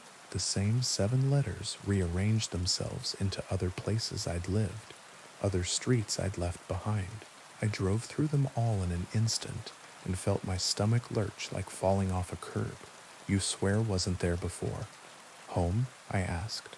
Closer, she said, and somehow her voice made the word farther. We passed a little chapel with a bell that rang once even though no one stood within. The sound didn't fade. It folded.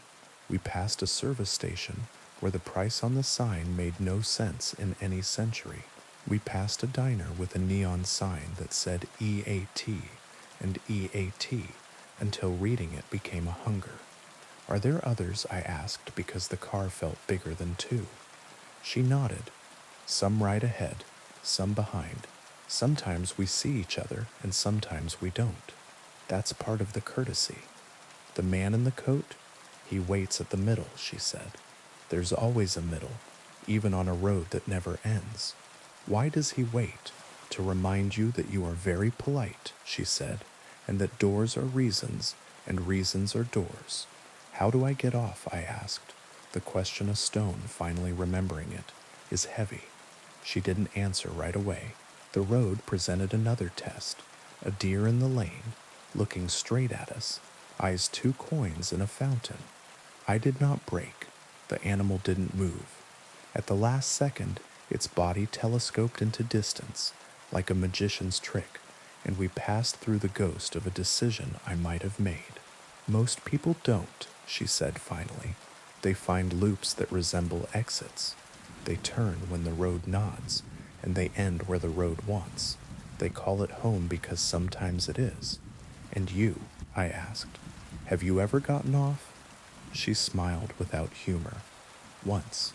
It felt like stepping out of a moving story. The ground was so sure of itself, I cried. Houses had corners that stayed where you put them. People had names that didn't blur. I stayed until I started to think the road was a dream. Then I woke up in the passenger seat again, with my hand on a belt that didn't fit. How did you leave? The man in the coat, she said. He opened the door on the bridge that isn't a bridge and said, after you, like a gentleman. I said, no thank you. He smiled like a photograph. The door shut. I was home that night. The next night, I wasn't. The sky finally decided on stars. They arrived shyly, 1, then 3, then a scatter like salt from a high hand. The road approved. The car sighed. Ahead, the horizon glowed with the kind of light cities make when they can't help themselves. My chest loosened. Civilization is a story with decent lighting. Is that? I began. It's where you think you're going, she said gently. Isn't that home? It can be. Will it be for you? She looked at her hands, then at the glass. In the reflection, I saw us again. Me, tired. Her, 20 forever. The road, patient. It was, she said, once. As we drew nearer, the glow did what glows do on this road. It stepped back. The closer we came, the farther it moved. Always at a respectful distance, like a cat that will let you pet it, but will run if you try to pick it up. I laughed, less because it was funny than because my body needed to choose between laughter and the other thing. I could turn around, I said. You could, she agreed. What would happen? You would meet us coming the other way. The radio cleared again, a different song this time, older, with a voice like polished wood. I reached to turn the volume up. The knob turned itself down. When I took my hand away, the volume went to a perfect level and stayed. The singer told a story about a man at a river who wouldn't cross and wouldn't go back, and learned instead to be a tree. I can't keep driving forever, I said. You won't, she said, and her certainty was not hope. It was a statement of mechanics. You'll exit when the road decides it's time for you to remember where you were going before you forgot to sleep. When will that be? When you stop wanting it so much, she said, amused and sad. The road narrowed again, then split around a dark mass like an island. As we passed, the beams lit it, a bridge with rails and trusses and all the language of bridges, only smashed. The end jutted into nothing. The beginning rose from nowhere. In the center, on a span that didn't exist, a man in a coat stood and tipped his hat like a joke, whose timing he'd practiced. Don't, Mara began. I know, I said, but my foot had already eased, because politeness is a habit, and men in hats are a test a certain kind of girl in a car can't help but grate herself on. He didn't step forward. He didn't need to. The door in the air swung, and wind I couldn't feel lifted my hair, and for a second the car was full of a smell, like old paper and rain, before the first drop, and I wanted with all my body to stop, because if I stopped I could ask my question, and he would answer it, and the answer would be about me, and mercy, and how some roads end if you are kind at exactly the right moment. Don't, Mara said, and this time her hand closed around my wrist, warm and real, and I didn't. We slid under the place where the bridge didn't meet, and came out the other side whole. In the mirror the man became a smudge, became a memory, became a story I might tell later, like a joke. The glow on the horizon went out, as if the city had decided to sleep. In its place, a smaller light appeared, nearer, steady, a porch light. Mara exhaled. My chest did too. The porch light didn't step back. It waited the way a real light does, like a simple good thing placed intentionally in the dark. Is that? I asked. Yes, she said. Yours? For now. A mailbox appeared, painted with little flowers. A gravel drive. A house that needed paint in exactly the way houses that are loved need paint, with no shame. On the porch a woman stood, hand over her mouth, shoulders shaking. Next to her a man paced, then stopped, then paced, the way bodies move when they no longer believe they can hold still. A boy sat on the steps with a dog that could not decide whether to bark or run or wag its whole back end off. I pulled in. The gravel made the sound of relief. The car stilled. Mara's hand slipped from my wrist. Thank you, she said, and this time the smile reached her eyes like sun finding a window. Will you? I began. Maybe, she said. She opened the door. The porch light did not flicker. The woman on the porch made a sound that turned my insides out, and then back again, and I watched through a blur as a girl in a denim jacket and a white dress walked up 3 steps and into arms that had been empty too long. I put the car in park and rested my head on the wheel. The porch light felt like a campfire you're allowed to sit at. The dog barked and then remembered to sniff, and then remembered to lean against every leg it could find. The night softened. When I looked up again, a man in a coat stood at the end of the drive. He was far away and very close. He raised a hand respectfully, as if to say good evening, neighbor, and I, polite idiot, raised mine back. He tipped his hat and took 1 step toward the road that leads to the road that never ends. I left before he could remember my face. 5 minutes later, the GPS found itself with offended pride. Street names returned to human syllables. The radio gave me a station with commercials for mattresses. The air outside smelled like someone else's lilacs. I should tell you that I drove home then and slept and woke, and the world remembered me. I did, I have. The road that doesn't end is still there, and some nights the map on my phone glances up like it recognizes an old flame. I don't drive that way anymore, but sometimes it comes a little way toward me, the way rivers do when it rains, and I feel my hands soften on the wheel. If you find yourself on it, don't stop for reasons. Don't pick up boxes with your name on them, even if the handwriting is yours.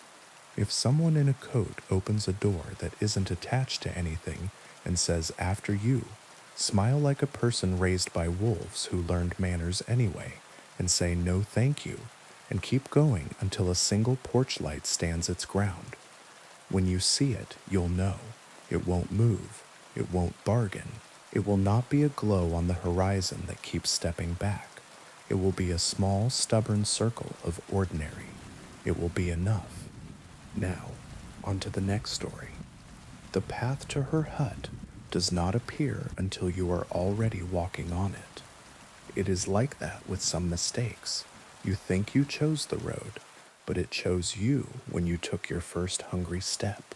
I went into the forest because my brother was dying, and the doctors had run out of ways to say no without using the word. I brought the things the old stories say to bring when you seek Baba Yaga: bread, salt, a ribbon, and a question with a price you are willing to pay. I wore boots that remembered other miles. I tied my hair back so the trees would have less to hold. The forest met me like a person who knows your family. It was not friendly. It was not cruel. It was interested. The birches stood like white ribs. The pines leaned into each other to whisper. A crow hopped from branch to branch above me, saying nothing, which is how crows are kind. I walked until the path appeared beneath my feet, like something burnt into the earth a long time ago. It wound toward a smell you can only call old. Smoke, iron, mushrooms, the crispness of winter that's waiting at the edge of summer. I knew I had arrived when the fence greeted me. It is polite to say the fence is made of bones. It is more accurate to say the fence is made of warnings. They glowed faintly as if they remembered the argument. Beyond the fence, the hut stood on its chicken legs, half asleep, one talon scratching idly at the earth. The door faced away from me because that is how doors are when you don't deserve them yet. I placed the bread on the ground and the salt on the bread. I tied the ribbon to the lowest rung of the gate and spoke the rhyme every child in our village knows, but only fools or desperate people try on a real hinge. Fence, turn your teeth to the forest and your back to me, I said. The fence sighed like an old woman rising from a chair and rotated with the resigned delicacy of machinery that knows it will outlast you. The gate opened. The hut's door angled an ear, listening. I took one step, then two, then stopped because stories say you must never go farther than the house wants you to. Baba Yaga, I called, voice steady the way you make it when your heart is trying to climb a ladder with no rungs. I have brought bread and salt. The door opened a crack. Heat washed out, along with the smell of something simmering that might have been soup and might have been a lesson.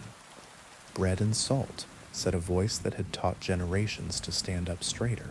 And what else? A question, I said. The door opened wider. The hut bent down to make the step more manageable. Chicken legs can be considerate when well fed. Inside, the ceiling sloped low, as if to remind you to bow your head. Herbs hung in bunches like children holding hands. A stove breathed. In a chair carved from a log sat the old woman herself, small and huge, bony and plush, beautiful and terrible, the way winter looks from the right window. Speak it, she said, picking at her teeth with a finger bone that might once have belonged to a saint or a thief. My brother is dying, I said. He is young and kind, and his life has not had enough time to make its own mistakes yet. I want him to live. She nodded as if I had ordered a soup she liked to make. And the price? I had rehearsed brave things, my hair, my hands, my shadow, but when I opened my mouth, what came out was truer. Take my luck, I said. All of it. The old woman laughed, delighted. Luck is a petty coin, she said. It pays for nothing you actually want and buys you everything you don't. Keep your luck. Give me something you cannot measure. My voice? I asked, afraid then, because I am a person who speaks to earn rent. Words are a renewable resource, she said. Come now, don't insult me with thrift. What do you want? I asked, and the hut leaned in, and the fence settled, and the crow on the roof cocked his head to better hear the shape of my refusal. Your certainty, she said, all of it. The dull, heavy thing that lets you sleep, the ugly little engine that tells you tomorrow will mostly resemble today because it is polite to do so. I half laughed, half cried. That's not a thing, I said. It is, she said. It's the only thing worth anything. You will wake and not know if the floor remembers the weight of you, if water plans to be wet, if doors still choose open over shut. You will be a guest in every hour, and you will not know the etiquette. If I give it, I asked, will he live? She shrugged in the exact way my grandmother used to, full of God and honestly who knows. He will live as long as lives live when nothing interferes with them, she said, which is to say, long enough to make his own mistakes in his own voice, and perhaps to see winter be beautiful from the right window. I looked at the bread and salt in my hands, and then at my hands, and then at the old woman, and realized that bargains are just mirrors placed cleverly. Take it, I said. Baba Yaga smiled like a gate opening. Sit, she said, and when I did, she placed 2 fingers against my forehead. She didn't take it like an extraction. She invited it out the way. A nurse invites a splinter. It hurt and didn't. It felt like stepping from a train platform onto a train that had not yet decided whether it exists. It felt like learning to pronounce a word that never stays still long enough to keep its vowels. When she removed her hand, the room brightened and dimmed in the same motion. My eyes took 2 steps to find the wall. Go home, she said. Carry bread back. Feed your brother. He will be hungry after life returns to him. What do I owe? I asked, because my mother raised me to write thank you notes. You already paid, she said, and the fondness in her voice was almost cruel. Now go before the hut decides to nap. Outside, the forest was less a place and more a suggestion. The path led me and did not. The fence rotated back to show its teeth to me, which is neighborly if you think about it. The crow flew ahead and then behind, and then sat on my shoulder briefly to remind me that I now belonged equally to before and after. I made it home by remembering and forgetting at the same time. The house was a question mark when I reached it. The door felt surprised to see me. My brother lay in his bed, breathing like he was trying it for the first time. He woke at dusk, hungry as promised. He ate bread and salt and soup and the rest of a chicken he apologized to with every bite. He slept like a new road, straight, with a little curve in exactly the right place. I went to pour water and watched it hang between pitcher and glass for a long, thoughtful moment before deciding to fall. The floor and I negotiated. Stairs introduced themselves at the top and were new at the bottom. I laughed and cried, and laughed again, because anxiety is just awe wearing yesterday's hat. Days became possible in a sequence that refused to admit it was a sequence. Good. Let them refuse. My brother grew, then went back to the work of living. He asked me what had happened. I told him, a hut, a fence, a woman who knew where to put her teeth. He believed me because certainty had leaked from our rooms and left space for belief. Twice a month I go back to the forest with bread and salt and a ribbon. Sometimes the path appears under me, sometimes it doesn't, and I end up sitting on a stump talking to a mushroom that looks like a chair. On the days I find her, Baba Yaga feeds me soup that tastes like remembering the name of the first person who made you laugh. We talk about crows. I bring her stories that don't end. She likes those best. Once I asked her if certainty ever grows back. She shook her head. If it did, you'd only spend it again, she said. Better to learn how to live without it. How? I asked. She gestured at the door that hadn't been there a moment ago and was now the only door in the world. Bread and salt, she said, and the grace to let water decide. At night, when the house tilts like a boat deciding which river to choose, I put my feet on the floor and thank it for its service. When the coffee hangs in the air thinking it might want to be rain, I wait and say, as you like. When my brother laughs in the next room, it sounds like a small god inventing morning. I don't know if it will continue. I don't need to. If you go to her, don't bring luck. It is a petty coin. Bring a price you can feel leaving. Bring a question that is not a command. And when she asks for something you thought wasn't a thing, Say yes if you can. You might learn how to be a guest in your own life in a way that makes every hour set a plate for you. The path won't show until you're on it. That's the trick and the blessing. Walk anyway. The forest knows your family, and if the floor forgets you, introduce yourself again kindly until it remembers your weight. Now, on to the next story. The phone booth had been dead for years. The glass panes were fogged with the kind of grime that only time applies. Each rectangle, a small gray aquarium for moths and dust. It sat on the corner by the old post office, a relic left standing out of habit, the way a town leaves a statue up when no one remembers who it is. It started ringing on a Tuesday. Noon. Everyone heard it. The sound cut through traffic like a thin blade. Not loud, exactly insistent. The first ring stopped the mailman in his tracks. The second made Mrs. Kivett drop her grocery bag. Eggs broke in slow motion. By the third, the whole block had turned to look at the booth that hadn't called anyone in a decade. No one moved to answer. It's amazing how quickly adults remember being children when a dare is implied. It stopped after 7 rings. It started again at dusk. 7, again at midnight. 7. The mayor called the phone company, and a man came with a tool belt and a shrug and declared that nothing was connected to anything. The cord inside the booth wasn't plugged into the ground. The wires in the street were bones. On the second day, a teenager answered, because teenagers are who we send to speak to the future. He pushed the folding door in, grimaced at the smell, and lifted the receiver with 2 fingers, the way you lift a dead thing that still might surprise you. Hello? He listened. His face went blank, then thoughtful, then frightened in the small way you can hide if you've practiced on mirrors. Yeah, he said after a long time. I remember. He hung up and walked home like rain had started, and he didn't want anyone to see him getting wet. No one could make him say who it was. Not his mother, not his friends, not the pastor who mistook curiosity for care. He changed his route to school to avoid the corner. On the third day, the booth rang at 7 minutes past 7 in the morning.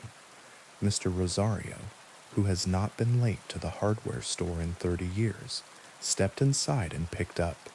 Hola, he said cautiously. He listened. He said nothing else for a very long while. Tears rolled down his face into his mustache. He laughed once, the bad kind, the kind you make when you want to be polite to a pain that is visiting. When he hung up, he placed his forehead against the glass pane as if it were a cool hand. It was my mother. He told no one and everyone. She asked where I put her red scarf. She was always losing it. His mother has been dead since I was a child. After that, answering became a ritual.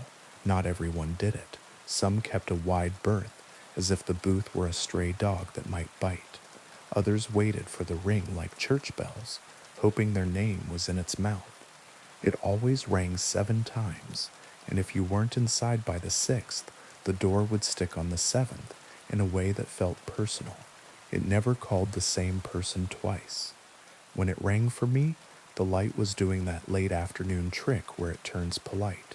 I was walking home with a bag of flour and a lemon because pie is a spell you can cast on a house to make it remember happiness. The first ring reached into my chest and plucked the string that runs from childhood to the place where I store things I mean to forgive myself for someday. The second ring made me cross the street. By the third, I was at the door. By the fourth, I was inside, smelling the booth's old breath. I lifted the receiver on the 5th and said the thing you say when you don't know who you're about to be. Hello? A pause that wasn't silence. Air moving in a room I couldn't see. Hey kid, said my brother. He has been dead 5 years. The sound of his voice was a chair pushed back from a table, footsteps in a hallway you know by heart. I sat without meaning to. The booth did not have a chair. I just found myself lower, knees aching pleasantly. Where are you? I asked because grief trains you to ask useless questions. He laughed the old way, a little higher on the tail, as if gladness were something you could temper. Wrong end of the line, he said, but the line is thin tonight. I closed my eyes. The lemon in my bag pressed a small sun into my thigh. What's it like? I asked because people do.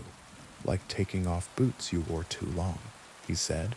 Like remembering a name took too much effort, and now you don't need names. Like walking in a house without corners. I put my head against the glass, against the town, against the day trying to be ordinary. Why the phone? I asked. The living need doors, he said gently. We don't, but we remember how to knock. We talked the way people talk in kitchens at the ends of parties, when the good plates are stacked and the last song on the playlist has been replayed 3 times because no one wants to go home. He asked about our father's stubborn knee. I asked about the dog that carried his shoe for a week after the funeral. He apologized for the last fight over nothing. I apologized for not calling back the day before the accident, as if the day before any accident were a place you could live indefinitely if you bought the right map. How long? I asked when the booth's air changed. A subtle thing like weather rearranging its furniture. 7 minutes, he said. The line learns you, and then it forgets you. That's its kindness. What do you need? I asked because love likes errands. He thought, or seemed to. Perhaps he wanted to comfort me with the shape of thinking. Hide the red scarf, he said, and laughed when I made the confused sound he must have expected. Sorry, not yours. I'm borrowing someone's ending. He shifted, and I heard the sound of a chair in a room I will never see. Live where your kindness doesn't exhaust you, he said. Stop answering numbers you don't recognize unless you want to. Lock the door to the room that hurts and open it once a year with cake. I don't bake enough, I said. You're holding flour and a lemon, he said, and I could see him grin even with my eyes shut. You're doing fine. The line thinned. I felt it in the bones of the booth. I have to go, he said, and the words didn't wound. They just were. Answer for someone else if you can, he added. Sometimes the number's wrong. The click when he left the line was small and decent. The receiver was heavier when it held no one. I stepped out into a town that looked exactly the same, and wasn't. The mailman waved. The mayor pretended this wasn't happening. A child pressed both hands to the glass and left perfect prints. The booth rang for months. The stories braided themselves through the town's days. A widow spoke to a daughter who had never lived to turn 12. A gambler refused to pick up and then ran 4 blocks on the 7th ring and found the door stuck and wept in a way that made forgiveness feel like a thing the air could do. The pastor answered once and said nothing after, which is how I knew the call was for him and not for his congregation.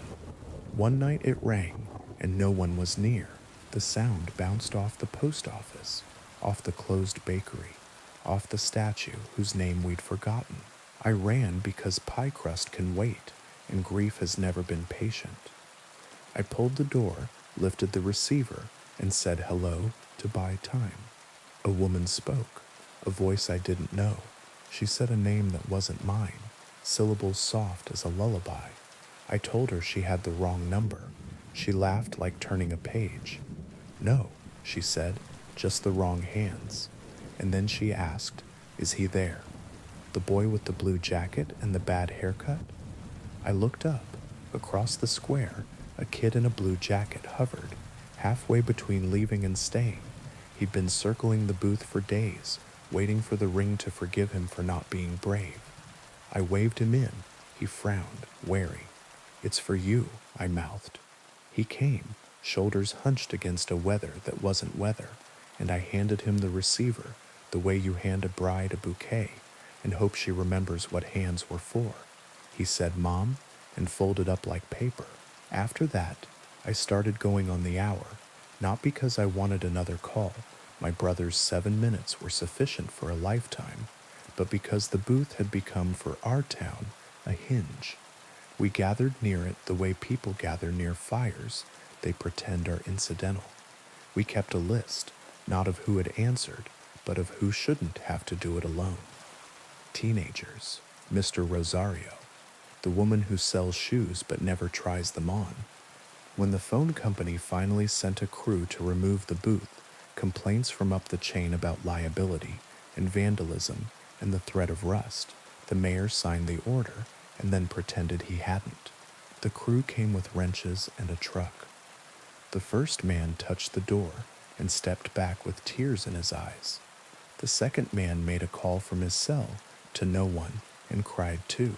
They left the booth standing. Paperwork got lost. Rust was patient. The town was more so. It rings less now. The line, I think, has learned our names the way old songs do and doesn't need to practice as much. When it does ring, someone answers. Sometimes it's for the air and not for the hand, and we hang up gently. Sometimes it's for the wrong person, and we pass the receiver until the voice on the other end sighs, relieved, and begins. If you hear it, don't be afraid of the glass or the grime or the way your reflection looks like someone you owe. Step inside, close the little door behind you. Say hello like you mean it, because you do. Don't ask too many questions. Let the voice choose the shape of the 7 minutes. When it's time to go, you'll hear it in the line and in your ribs. And when you hang up, go buy flour and a lemon. Bake a pie for the room that hurts. Lock it and visit once a year with cake and a fork. Answer if it rings for someone else and you're the one standing nearest. We keep each other's calls when we can. That, more than anything, is what makes a town. Now, on to the next story. The first time the shadow crossed the ridge, the bells in the church tower rang by themselves. They didn't clang in panic. They rang politely, as if announcing a visitor.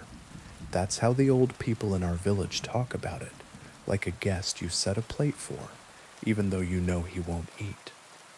Nobody remembers when the shadow began, only that it's older than the road and younger than the river. It is seasonal and not. It comes with storms and also in clear weather. It stains roofs and faces. It chooses a house each time, rests on it until the walls learn to listen, and then moves on. The year it chose ours, my mother boiled basil and hung sprigs over the door. My father chalked a circle around the lintel and said a prayer in a language he only used when he spoke to sleep. I sat on the steps with my chin in my palms and watched the ridge, waiting for the light to do the wrong thing. It did. The shadow didn't fall from a cloud. It rose from the tree line as if the mountain were exhaling night in the middle of the day. It slid over fields and fences and chicken wire without touching any of them and settled on our roof with such gentleness. You could almost love it for how carefully it handled what it intended to ruin. Inside, the rooms went quiet, not the good quiet, the kind that makes plates heavy. You'll go to Aunt Marla, my mother told me, tying a scarf under my chin, even though I wasn't cold. You'll sleep there until it passes. I want to stay, I said, because stubbornness felt like love, and I had not yet learned the difference. My father looked at the ceiling as if sound might drip through it. You can stay tonight, he said finally, if you promise not to answer. Answer what? You'll know, he said. We ate early. The soup tasted like boiled nerves. In the corner, the old radio we never used anymore clicked on, hummed without finding a station, and clicked off again. The ceiling cracked in a new direction. Outside, our neighbor's dog lay down and placed its muzzle on its paws, as if it had been scolded by God. At dusk, the shadow thickened. It doesn't grow darker the way evening does. It grows denser, as if it's collecting itself for a thought. When full night came, the house stopped pretending to be anything but a mouth. We bedded in the front room. My mother slept with her shoes on. My father leaned against the wall with his eyes open, as if blinking were an invitation. I lay on the couch and counted the boards in the floor. It was easy math until it wasn't. Some boards doubled and others vanished, and I accepted it because one night is a long time to argue with wood.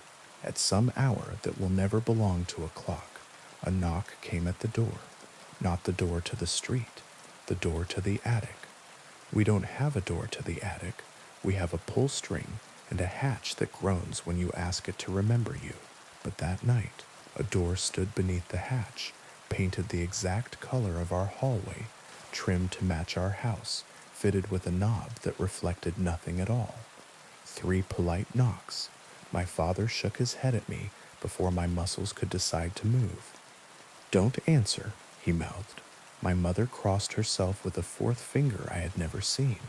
The knocking came again, the polite rhythm that says neighbor, not stranger, that says help me move a chair, borrow a cup of sugar, tell me a story, let me in. "I hear you," a voice said, muffled by wood and distance. "I know you're awake."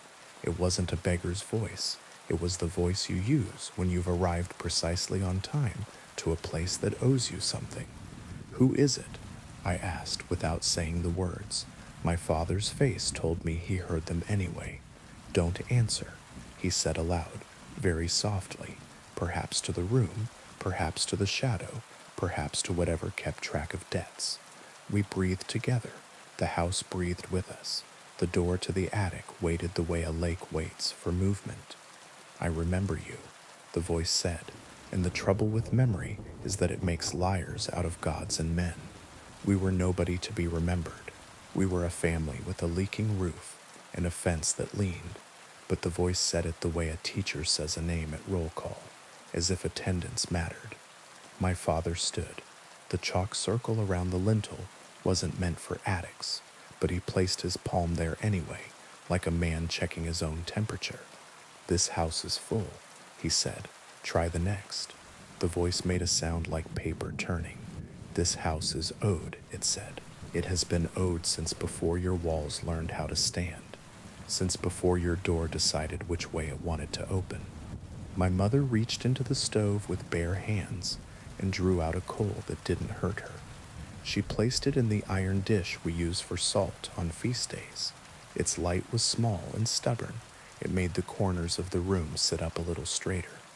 "You can pass," she told the voice. "You have our permission to cross the courtyard and leave our roof." "The shadow doesn't ask permission," the voice said, and it would have sounded arrogant if it hadn't been so terribly true. The knob turned, not quickly, as if whoever stood on the other side were learning the shape of our handle. The door didn't open. The door learned patience. From the street came the sound of someone walking. One person, then 2, then more, a procession of feet that didn't hurry and didn't drag. Shadows slid under the crack beneath the attic door, long and thin and jointed wrong. They hesitated at the edge of the rug, as if the loom had laid a spell when it lifted its last weft. "Don't answer," my father repeated, closing his eyes as if that could close other things. "It will leave at dawn if you don't answer." "What if someone answered before?" I asked. "What if the shadow expects courtesy? Then the debt is kept," he said, "and we sit with it." He didn't look at me when he said it, because my face has always told the truth, and he needed, just for a second, to pretend otherwise. Ours became a rope we held on to. The voice spoke sometimes, and sometimes the feet spoke instead, and sometimes the house answered with little sounds houses make when they are thinking of settling. The coal dimmed and brightened like a heartbeat. My mother touched my hair every time the light weakened, as if to count me. Near morning, the knocking stopped, not because the voice surrendered, because the shadow moved on. It lifted from our roof with offended dignity and slid to the house across the lane, the widow's place with the blue shutters and the fig tree that never fruits. Her light came on. It went off. It came on again. "We should go to her," I said. "We should not," my father said, and for the first time all night his voice carried authority that had nothing to do with fear. We were spared by not answering. "Don't spend your mercy like coins." We slept in the day and woke sick with the particular guilt of people who survived at someone else's expense. The widow didn't open her windows for a week. When she did, the shutters hung crooked, and her fig tree had grown 3 new branches in the shape of fingers pointing at our roof. At market, the old women told me what they tell all children who watch too closely. The shadow is old. It remembers promises we forgot. It eats lies. It eats kindness too. If you leave it uncovered on a table, it will take what is first offered, and if nothing is offered, it will take the one who asks what it wants. I brought bread to the widow, left it at her door, knocked, and ran the way good intentions run when they know they are late. That night, the shadow chose the house at the far end of the square, the one with the new paint. It pouted there like a scolded child, as if the freshness offended it. The family inside answered immediately, voices raised, questions asked. A radio turned up as if sound could be louder than what the roof was learning. By morning, the paint had wilted. The new door had warped. The father stood in the square, staring at nothing, his jaw moving like a man chewing a memory that won't swallow. It went on like this all spring, the shadow pausing, the bells ringing themselves polite, the village pretending the mountain was just a mountain. Some nights it took a chicken, some nights it took a secret. Once it took the sound of water from every tap for an entire day until we remembered to carry buckets to the well together like we used to. The night it came back to us, we were ready in all the wrong ways. We had boiled new basil, we had chalked circles inside circles, we had collected coals in a bowl, as if light were cumulative. We had not prepared our mouths for silence. The attic door knocked 3 times, then 3 again, not because it was impatient, but because it is a comfort to things that are older than counting to arrange themselves in numbers that remember altars. Please, the voice said, and we had not heard please before. My father's face changed very slightly, not in sympathy, in recognition. He had waited his whole life to hear that word from the shadow, and he had never decided what he would do if it came. Don't answer, my mother whispered, and on her tongue it sounded like prayer and like something else, like apology. The knob turned. The door didn't open. I stood. My legs did it. Not bravery, not foolishness, that biological thing that makes children step forward when they are named, even if no one has said their name aloud. I placed my hand flat on the door and felt not wood, not paint, not cold. I felt my own house looking back at me through the grain.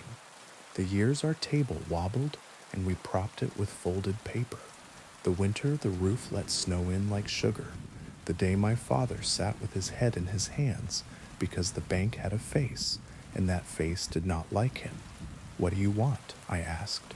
The voice answered without moving air. Something you can carry, it said, so you do not think you left your debt behind. A small laugh escaped me.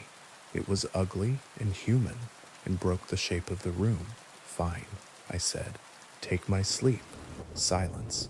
Then the sound of agreement that exists in the space before 2 hands shake. The knob cooled under my palm. The door receded into the hatch as if doors could be shy. The coal went out without smoke. Foolish, my mother said. One word. Fond as a slap that keeps you from stepping into the road. Wise, my father said, and I heard all the night he'd sat with his eyes open, stored inside the syllable. The shadow left at dawn. It took my sleep with it. It did not take my dreams. It left those because dreams belong to whoever has to carry them, not to the thing that made them heavier. For weeks I forgot how to close my eyes, and when I remembered, my body treated it as a bad habit. I watched the roof tiles of our house collect moonlight. I watched the square empty and fill. I counted the neighbors' breaths through open windows and learned which ones falter and which ones hold. I went to the widow's door and found bread there, hers for me, and we stood on either side of the wood and said nothing, which is another way of answering. When summer came, the shadow moved up valley, the way weather does when it remembers where it's going. Babies were born. A cow died for reasons that had nothing to do with old debts and everything to do with the day being too hot. The river wrote its same letter across the stones and expected no reply. Sometimes late, I hear 3 polite knocks exactly where a door doesn't belong. I place my hand against the hatch and feel my house remember me. I tell it a small true thing I kept back during the spring, and the wood drinks it like water. The shadow prefers what you think you hid. If it comes to your roof, don't answer. If you must, offer it something you can survive without, and survive without it. And when the bells ring by themselves, set a plate for the guest even if he won't eat. There is a language older than bargains. It sounds like a family breathing together in the dark until the light has the courage to be mourning. For now it is enough. Now, on to the next story. The first time I saw her, she stood at the bend in the road where the guardrail had a dent that matched my car's left fender. Not because I had hit it, I never have, but because after a while, you begin to recognize the shapes your life might make if you stopped paying attention. Her dress was white and wrong for the weather. The fog made lace of the headlights, and her hair lay flat against her skull in that soaked way that means the cold has decided the shape of you. I slowed. You always do, even after you promise yourself you won't. She didn't wave. The ones who wave want something you can give. Phones, rides, cigarettes. The ones who don't want something you don't own. I rolled the window down an inch. You okay? I asked, because there are things you say even when you know they are not the right questions. She stepped into the beam of light. Her face was very pale and very composed, the way the dead are in paintings where artists have mercy. There was a waterline darkening her dress at the hips, as if she had climbed out of a lake and left the lake behind out of politeness. Her eyes did not meet mine. They fixed on the passenger seat. "Can I sit?" she asked, not looking at me, and the grammar was so ordinary, I said yes before the rest of me could vote. The door opened without my hand. The smell of the river climbed into the car and chose a corner. She sat and buckled herself in with careful fingers. The belt lay wrong across her chest, as if it remembered another shape. "Where are you going?" I asked. "Home," she said. The road took us in. The fog swallowed the world beyond my high beams, leaving me a ribbon of brightness to follow and nothing else. We drove past the stretch where the water runs closest, and the sound of it becomes a second engine. She turned her head fractionally toward it, and then away, as if listening to a story that had been told to her too many times. "Did you come from there?" I asked, and regretted the question as soon as it left me. She folded her hands in her lap. They were not cold. They were the temperature of water that has decided to be a body for a while. "Everyone does," she said. We reached the old stone bridge. The county never tore it down because bridges are superstitions you don't want to test. The new road goes around, the old one crosses. I never choose the old one at night, but the fog pulled my hands left, and the car obeyed. Halfway across, she spoke in a voice you use when you remind someone to take a breath. "Don't stop." I didn't. The fog thickened into a wall, and then into a room, and then into a person. A woman stood in the lane ahead, dress whiter than fog, mouth open in a sound I could not hear, because hearing is not the only way to understand. My passenger reached out and laid her hand lightly on my wrist. The car did not slow. The woman blurred, as if my headlights had learned mercy. We passed through the place where she stood, and the engine did not falter, and the fog behind us closed its mouth. At the far side of the bridge, the passenger exhaled for the first time. It sounded like a tide changing its mind. "Thank you," she said. "For what?" "For not stopping." "Where is home?" I asked. She smiled then. A small, exact thing you could put in your pocket and take out when you needed proof that kindness has weight. "Anywhere away from the water," she said. "For now." The houses returned in cautious clusters. Streetlights remembered themselves. She touched the window with the back of her fingers, as if feeling for a seam. "Here is fine." she said, at a corner with no house. And I pulled over because it's easier than asking for reasons you won't understand. She unbuckled. The seat beside me grew lighter. Will I see you again? I asked before I could stop wanting the answer. She looked at the empty passenger seat and not at me.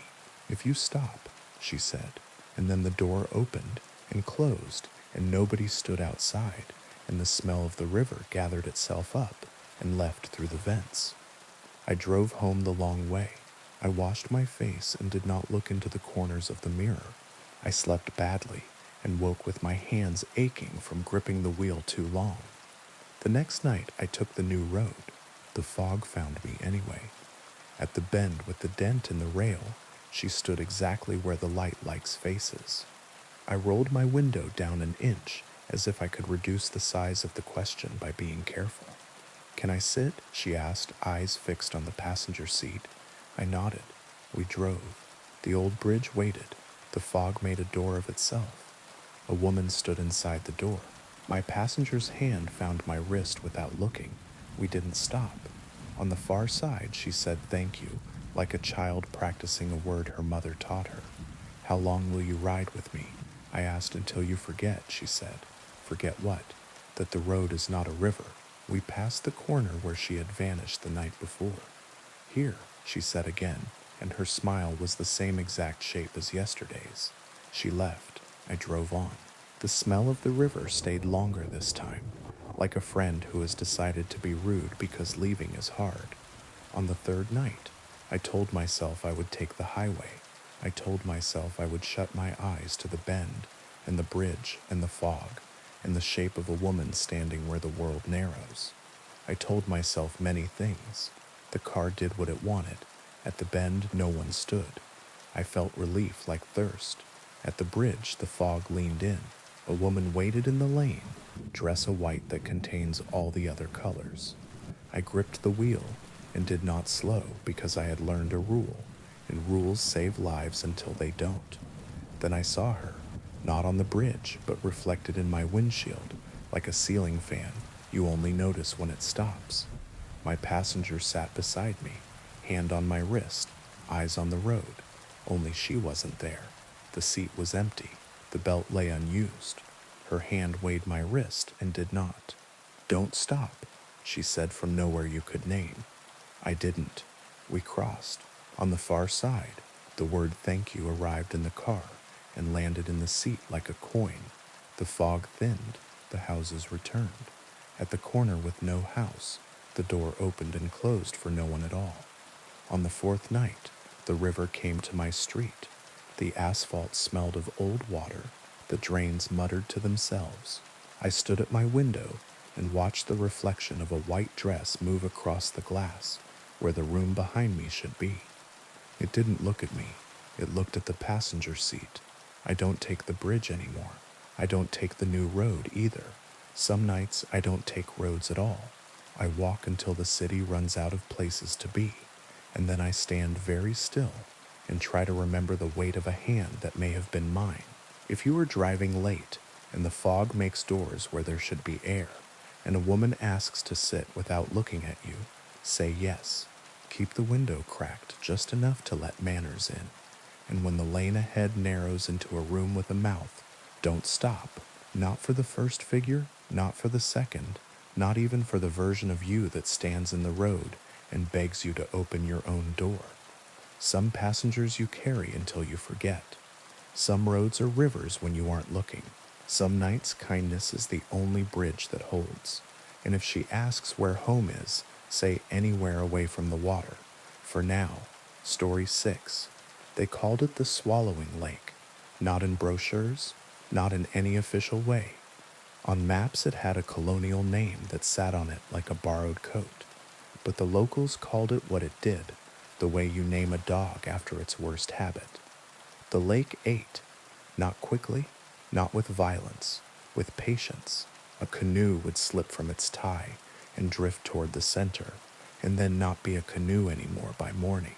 A buoy would slide a foot down its rope each day until the rope had no slack left, and then somehow found more.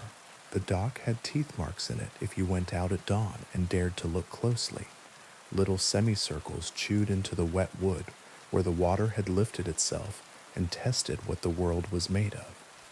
We rented the cabin because it was cheap and because grief makes bad bargains. My brother said the quiet would help. I said quiet is a mirror and we're not ready to see ourselves yet. We went anyway because you go toward water when you don't know what else to do. The first night, the lake knocked politely at the shore. The sound was almost words. We ignored it, the way you ignore a neighbor who wants to talk about weather. You can see yourself.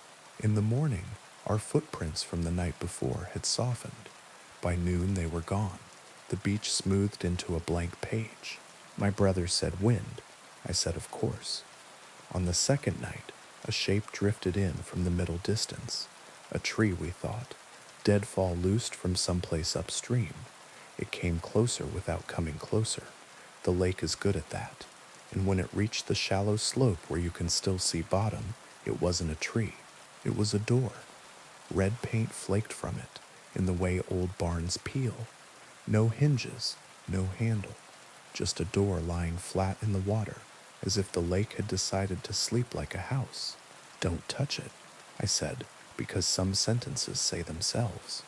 My brother laughed, because laughter is one way to keep a thing where you can see it. He waded into his knees. The water did that cold trick where it climbs, and your body pretends to be brave. He put his hand on the edge of the door and pushed. It moved as if pushing were something it had been waiting for. He turned it toward shore. We dragged it up onto the sand together. It was heavier than its size. Doors remember every hand that ever closed them. There was writing on the underside, pencil scrawled over a child's height and an adult's, names, dates, a list of things that get longer when you're not looking. The most recent entry read like a note someone wrote to themselves and forgot on purpose.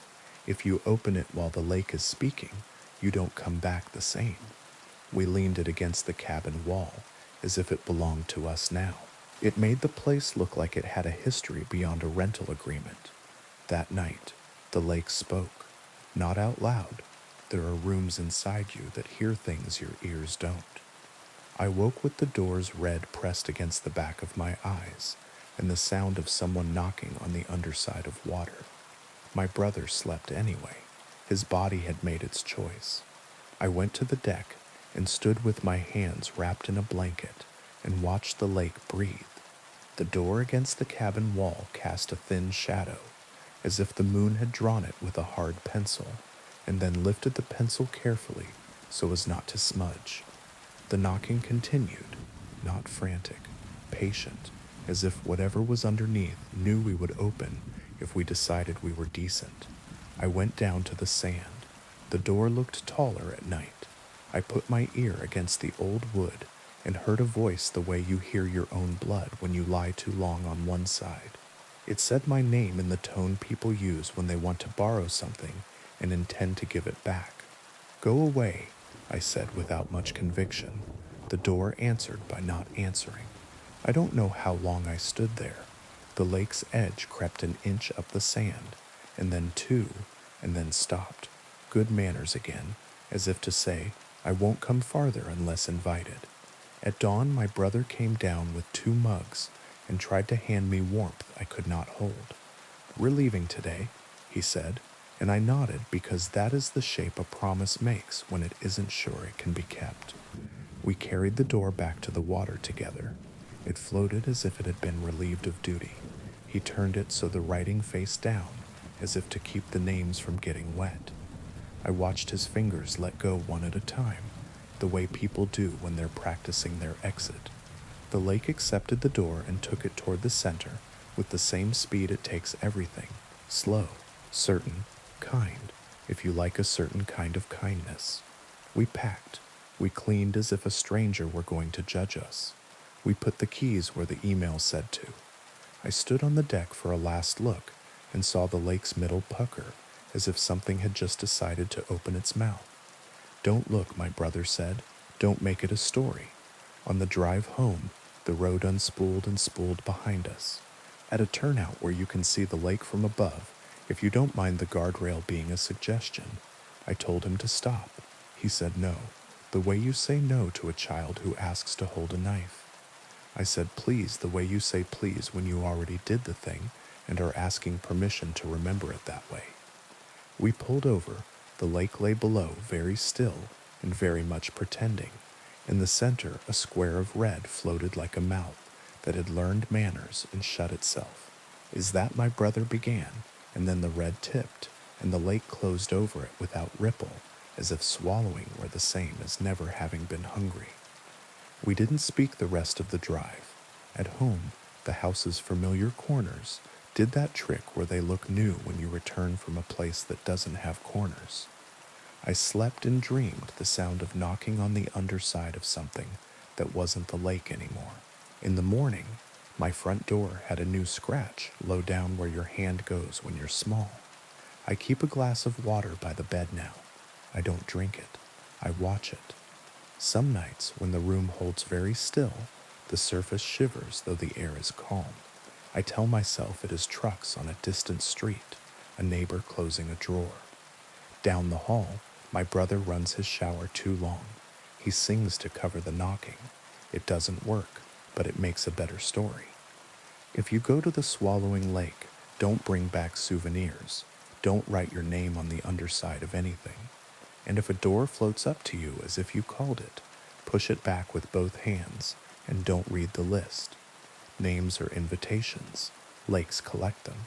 If someone inside the wood asks you to open, ask them this instead. Will you give it back? If they say yes, know that they mean the wrong thing, because lakes don't empty. They learn you. They keep what you were when you stood on their shore and listened too long. And sometimes, at night, the water in your house remembers the shape of a door and knocks until you come to let it in. Now, on to the next story. The first time I heard the question, it wasn't a voice. It was a red window blooming on my laptop screen, square and flat and strangely glossy, as if the color were still wet. Do you like the red room? I closed the lid without thinking. The question stayed behind my eyes the way bright lights do. I told myself it was a pop-up, a prank, some buried file that launched when a certain key combo got brushed by accident. The mind makes up simple answers when you ask it gently enough. That night, the apartment held still. I brushed my teeth with the bathroom door ajar and told myself I wasn't listening for anything. The mirror flickered. Only the cheap light, I said, and the water ran red for the briefest second before clearing. I went to bed. I slept. In the morning, the laptop woke to the lock screen as usual. No red window, no question. Work slid over the hours. I answered emails, paced my calls, pretended the stale coffee was a choice. By evening, I was almost myself again. I cued a video, let it play while I cooked something simple, and when the steam fogged the kitchen window, a square of red appeared in the glass, crisp and perfect, floating behind my reflection. Do you like the red room? The words weren't written, they were implied. The edges of the red making the letters by not being there, like a stencil on the inside of my own sight. I turned, but there was only the oven door, the clock, the sink. The window looked out on the alley. Nobody stood there. No glow from any other building painted that color across the glass. I wiped it with a towel. The square smeared, then bled, then was gone, leaving my reflection pale and thinner than it should have been, as if the red had taken weight with it when it left. I didn't tell anyone. How do you describe a question that asks itself? The third time, it arrived as a whisper in a quiet that didn't feel like mine. I had stayed late at the office to avoid the apartment, and the way the hall lights clicked too long before the bulbs caught. The building emptied. The elevators began their after-hours sighing. I was writing something I didn't care about when the screen blushed red from the center out, like a drop of dye finding the shape of water. The question typed itself in a font I don't own. Do you like the red room? My cursor blinked helplessly. The red window didn't block my work. It sat inside it, as if my document were the one trespassing. I moved the mouse and watched it stutter, sluggish, as if the air had thickened. Then, in the corner of the red, a small black dot appeared and grew and cleared into a camera lens. I saw myself as if from across a room. The camera on my laptop was off. The tiny green LED slept. But there I was, faintly delayed, hands hovering above the keyboard, breath shallow. Behind me, the office stretched out in parallel lines, desks, chairs, tall windows that became mirrors at night. In the reflection of the farthest window, a square of red hung where no screen should be. "Do you like the red room?" "No," I typed. "I don't." The words dissolved into the red like sugar vanishing in tea. The camera view pulsed once, twice, then slowed until the image froze. My own frozen face looked back at me with a little skepticism, as if I had said the wrong thing. When the red finally receded, it did so by degrees, as if a hand were pulling it away from inside the glass. I shut down. I went home. I left the laptop on the kitchen table, like an animal asleep in the sun, and lay on the couch with every light on. The hallway bulb outside buzzed in a way that made the silence inside feel crowded. Past midnight, my phone buzzed against my hip, unknown number. I let it go to voicemail because the unknown is easier if you give it a box. The notification popped up. I pressed play, telling myself if it was a scammer, I'd be angry. Anger is a railing you can hold in the dark, static. Then a small, curious voice, close to the microphone in the way that means the room behind it is very large. "Do you like the red room?" I hung up. The phone rang again immediately. Same number. I pressed decline. It rang again. I turned it off and set it face down. From the kitchen table, the laptop chimed the sound it makes when someone starts a video call. The lid was closed. The chime happened again and again. I stood very still and waited for my breathing to match the room. "No," I said aloud, though nobody had asked. "I don't like it." The apartment swallowed the word like a mouth that doesn't intend to chew. When sleep came, it did so sideways, like a car sliding into a space too small. I woke to a knock, 3 precise taps at the door, as if whoever stood there had been taught manners a very long time ago, and nothing else. The peephole showed me a slice of hallway, the opposite wall, the exit sign bleeding its red into the dim. No one stood outside. Still, the air held the shape of a presence that had recently left and might be waiting only for me to stop looking. In the morning, my laptop lid had shifted a fraction, as if a careful hand had considered lifting it and stopped out of politeness. The screen woke on its own when I passed. The red window blossomed without preamble. "Do you like the red room?" I nodded. I don't know why. Maybe acquiescence buys time. Maybe saying yes to a question does not mean yes to the consequences. I nodded and said, very quietly, "Yes." This time, the red did not recede. It deepened, a color you could step into if you forgot yourself for a moment. Words scrolled up from the bottom of the square, the way credits roll, white on red, names of rooms written as if rooms could be titled like songs. The waiting room, the listening room, the room where you learn not to turn around. Each title had a small thumbnail, just a darker shade in a different corner, so that if you stood back, the whole looked like a tiled wall, 100 doors pretending to be a single one. The cursor slid without my hand. It hovered over the red room. Not a title, a destination. When it clicked, the sound it made was not electronic. It sounded like a fingernail against wood. The camera view opened again. Whatever lens looked back at me sat farther away now, as if the room had backed up and taken the walls with it.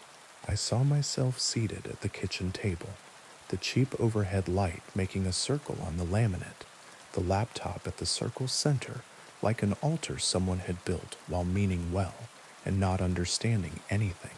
Behind me, the hallway stood open, longer than my hallway is, lined with doors that were not mine. Red seeped from under each door in a thin ribbon and ran toward the table as if it knew the way. I turned in my chair to prove that the view was a trick.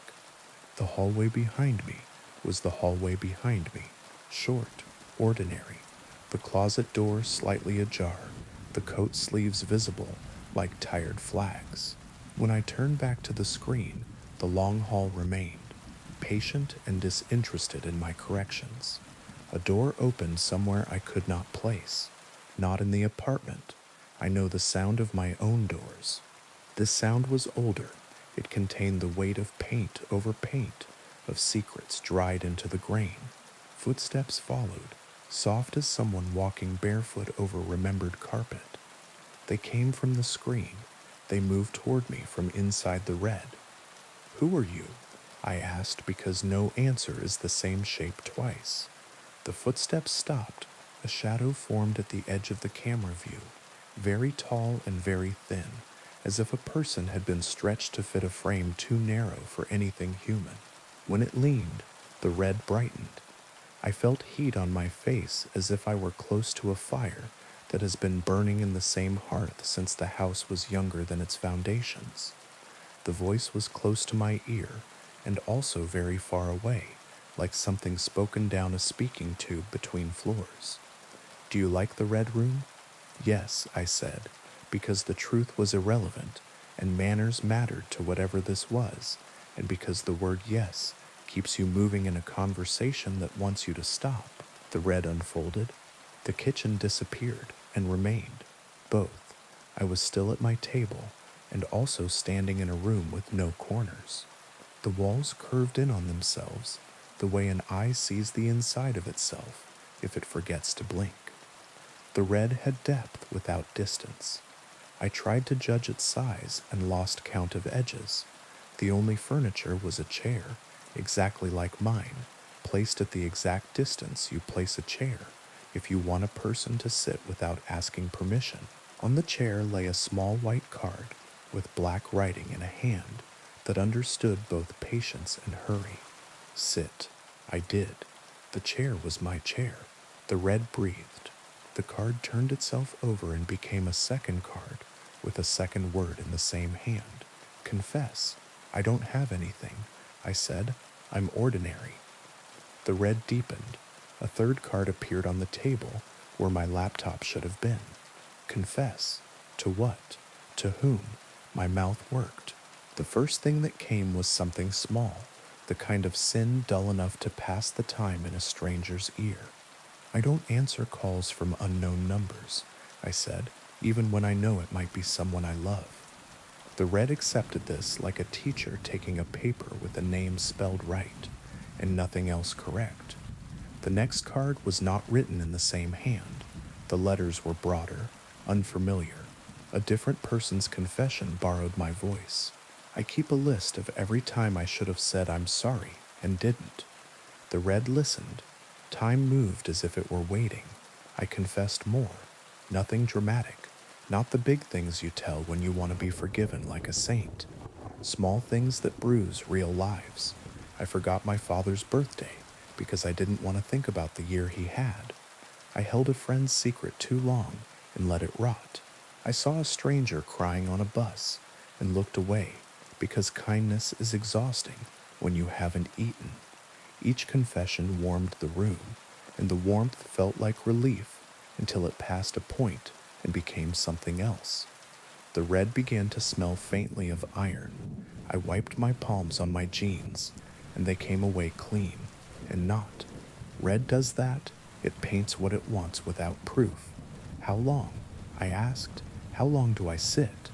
The chair behind mine scraped, not against my floor, but against a floor that echoed inside the red. A weight sat down with no body to carry it. The presence leaned forward until it nearly touched the back of my throat.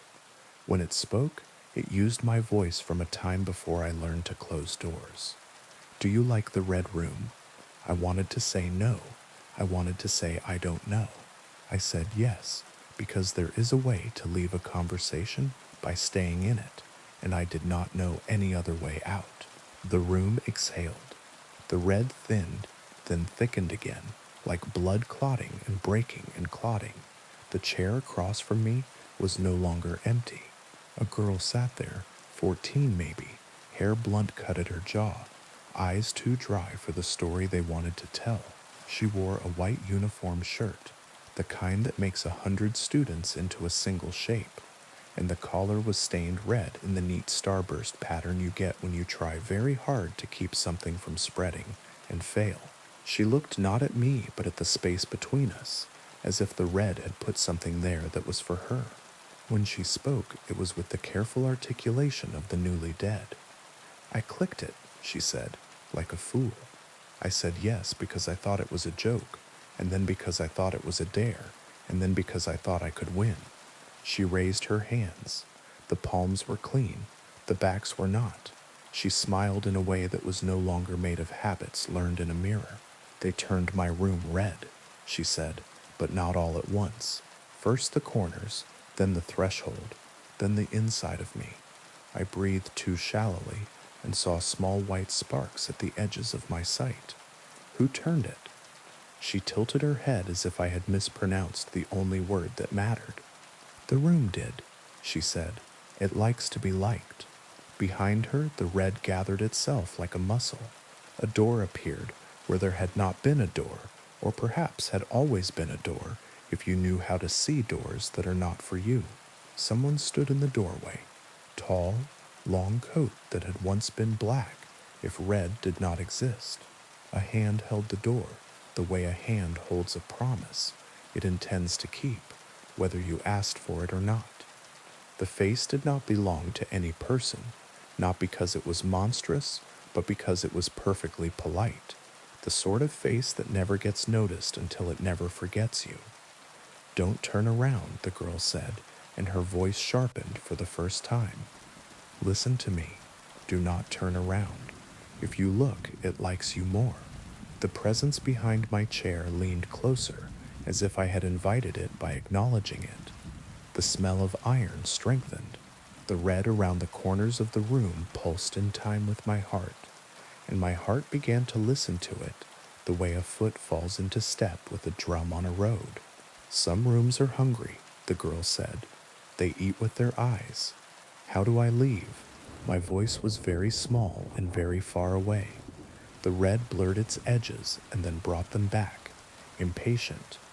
"You don't," she said, and then she smiled in the way the living smile when a joke lands exactly between them. "You pretend you already did, and sometimes the room is distracted by someone else pretending harder." She stood. I had not seen her stand, and yet she was standing. The door behind her opened wider, and the tall figure in the coat did not move, which is still a way of moving in rooms like this. She placed her palm on the table between us. It left no mark, and also left one that would be there if I thought about it too long. "Confess the biggest small thing," she said. "Not the worst, the truest. Give the room a shape of you that it can keep while you carry the rest." I closed my eyes. The presence behind me tilted its head. I felt it without any sense that calls itself by name. When I spoke, it was not a decision. It was gravity. "I hurt someone who loved me because I wanted proof they would stay," I said, "and when they stayed, I was angry because the proof was ugly." The red stilled. The chair behind me leaned away. The girl nodded in a way that contained the space between pity and respect. "Now say you like it," she said softly. "Say it like you mean it enough for it to be bored of you. Some courtesies are camouflage." I kept my eyes closed. "I like the red room," I said, and found to my horror and my safety that I meant it while I said it. "I like the red room." The door closed without sound. The air cooled. The red peeled itself off the walls of my apartment and folded into the screen, and then into the corner of the screen, and then into a single pixel that went dark and left nothing behind but its afterimage. I was alone at my kitchen table. My laptop showed my work document, half finished, blank where the red had been. My phone lay face down and polite. In the hallway, the closet door had shut itself to an appropriate angle. The next night, the mirror didn't flicker. The water ran clear. The window glass reflected only my face and the square of night behind it. But sometimes, when the apartment is very quiet and my breathing forgets to be loud, a red glow gathers in the far corner, small as a pulse, patient as a waiting room. If I turn my head too quickly, it goes away. If I don't turn at all, it becomes a question that asks itself, "Do you like the red room?" I say yes now in my head before it speaks. I say yes because that is the price of not turning around. Because some rooms are doorways, and some doorways are mouths, and some mouths are kind. If you feed them table scraps you never meant to eat. On good nights, the red stays a dot. On bad ones, it becomes a square, and the square becomes a window, and I sit very still and confess small true things until the room is too full of me to notice I have not given it all. And I don't turn. I do not turn. I let the politeness behind me lean and never learn the back of my eyes. And in the morning, when the light is ordinary again, I brush my teeth with the door open and count the corners of my rooms, 1, 2, 3, 4, and try not to think about the fifth one that waits when the lamps are off. Do I like the red room? I like it enough to be alive. Now, on to the next story. The river at night had a sound all its own. Not just water moving, but something deeper, like whispers hidden in the current, rising and falling with every bend. When I was a kid, I used to love it. That rushing noise lulled me to sleep on nights when the windows were open and the summer heat pressed down. But that night, that sound felt different. I had stopped by the bridge out of habit. It was late, and I was driving back from a visit with friends. The highway was faster, sure, but when I wanted quiet, I cut through the back roads along the water. The river ran beside the road for miles, dark and restless, and the bridge was its spine. That night, the quiet wasn't comfort. It pressed against the windows of my car, thick and deliberate. The bridge appeared in my headlights, a pale arc of old wooden planks stretched over black water. The wood rattled as my tires touched it, the sound amplified by the stillness around me. Halfway across, I saw her, a figure in white, standing at the far end. Her dress was long, torn at the hem, clinging damply to her legs.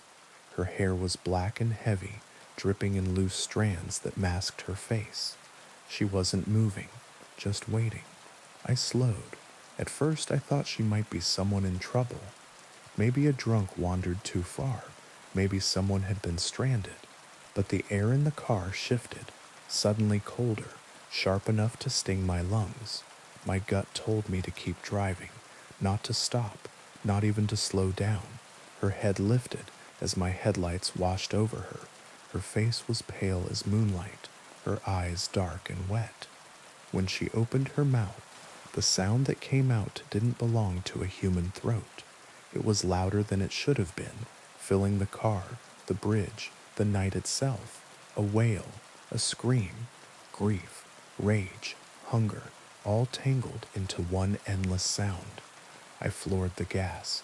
The car jolted across the remaining planks, engine roaring. In the rearview mirror, she was suddenly closer, too close, as if distance didn't matter. Her arms were outstretched, fingers long and thin, reaching for the trunk of my car like she could drag it into the water by sheer will. Then, nothing. The sound stopped. The mirror was empty. I didn't stop driving until the town lights reappeared, and even then, I couldn't stop shaking. 2 days later, I told my grandmother about it. I expected her to laugh, to say I'd let shadows and fog get to me. Instead, her face went pale in a way I'd never seen. She crossed herself and whispered, "La Llorona." I'd heard the name before. Every kid in my town had. A story told to scare children into behaving. A woman who had drowned her own children in a river, then drowned herself in grief, condemned to wander the waterways forever, wailing for what she lost. But hearing the name from my grandmother in that hushed, fearful way made the story feel heavier, older, like it wasn't just a story, but something carved into the bones of the land. You must never stop for her, my grandmother said. No matter how real she looks, no matter how she cries, she will drag you down with her into the water, and you will never come back. I didn't tell her how close I had come to stopping. For weeks after, I avoided the river. If I had to drive near it, I kept the windows rolled up tight and the music loud, just to drown out the possibility of whispers in the current. But fear is stubborn. It waits. The more you try to ignore it, the sharper it becomes. One night, driving home late, I found myself on the same stretch of road. I hadn't meant to take it. I hadn't even been thinking. My hands had steered me there out of habit, like an old route carved into muscle memory. The tires hummed over familiar ground, and the sound of the river grew louder in my ears. The bridge appeared ahead, pale under the moon. My chest tightened. She was there again. This time she stood in the middle of the bridge, directly in my path. I slammed the brakes without meaning to. The car shuddered to a halt yards from her. My headlights washed over her figure. The white dress clung as though freshly soaked. Her hollow eyes glimmered. She raised one arm and pointed directly at me. Her lips moved. The sound slipped into my ears like a whisper from inside my skull. Help me. The words hit me harder than the scream had. They sounded broken, desperate, human. For a moment, against all reason, I thought of opening the door. She wasn't a monster, I told myself. She was a grieving mother, trapped in sorrow. What harm could it do to listen? Then movement below caught my eye. In the water beneath the bridge, shadows shifted. Pale hands broke the surface, small, childlike, reaching upward. The air filled with voices, high-pitched, insistent, overlapping cries of "Mama, Mama." The woman's face twisted. The whisper became a shriek. She lunged forward, and the bridge shook under my tires. I slammed the gas. The car leapt forward, headlights blinding her. She vanished at the instant I should have struck her. In the mirror she stood behind me, arms raised, wailing as though cursing the sky. The children's voices rose in a deafening chorus, then fell silent all at once. By the time I crossed the county line, my hands were shaking so badly I could hardly keep the wheel straight.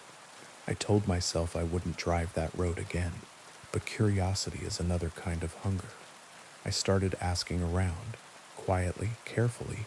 People always went missing near that bridge.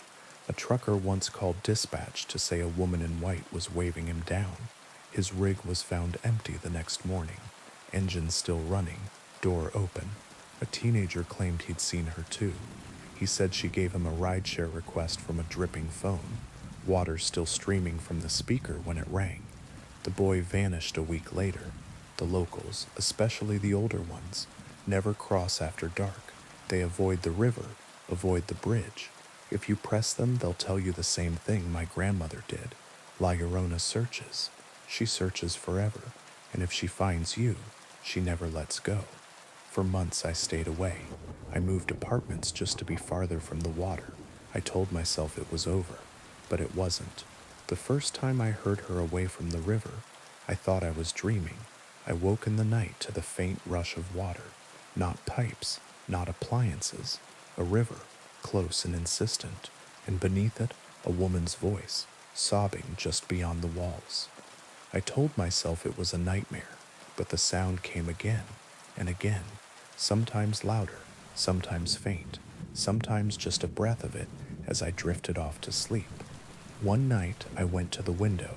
The street was dry, the night was still, but if I listened carefully, I could hear footsteps in water, slow, deliberate, pacing, searching. It doesn't matter if I move. It doesn't matter how far I drive. She's not waiting at the bridge anymore.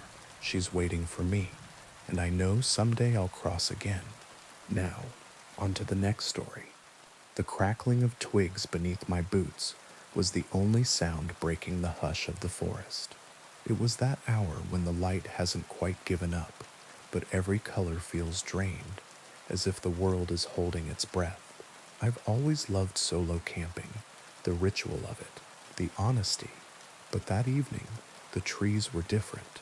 They leaned in, their dark fingers reached and tangled overhead, and what little sky remained seemed far away, the way a ceiling feels when you're feverish. I told myself I was being dramatic. Too many nights working late, too many city horns and sirens still rattling the edges of my thoughts. I paused and let my backpack settle against my spine. One more mile, maybe two, and I'd find a clearing, a small fire, tea, silence that didn't feel like it was listening. Beautiful evening for a hike, isn't it? I hadn't heard him approach. A man stood half a dozen paces off the trail, tall and lean, the kind of lean that comes from using your body more than feeding it. His coat was canvas, sun-faded and neatly patched. His face was weathered in the way of people who stand in real weather for real reasons. Everything about him felt ordinary, except his eyes. They were bright, sharp, and endlessly curious, as if I was a puzzle with only one piece missing.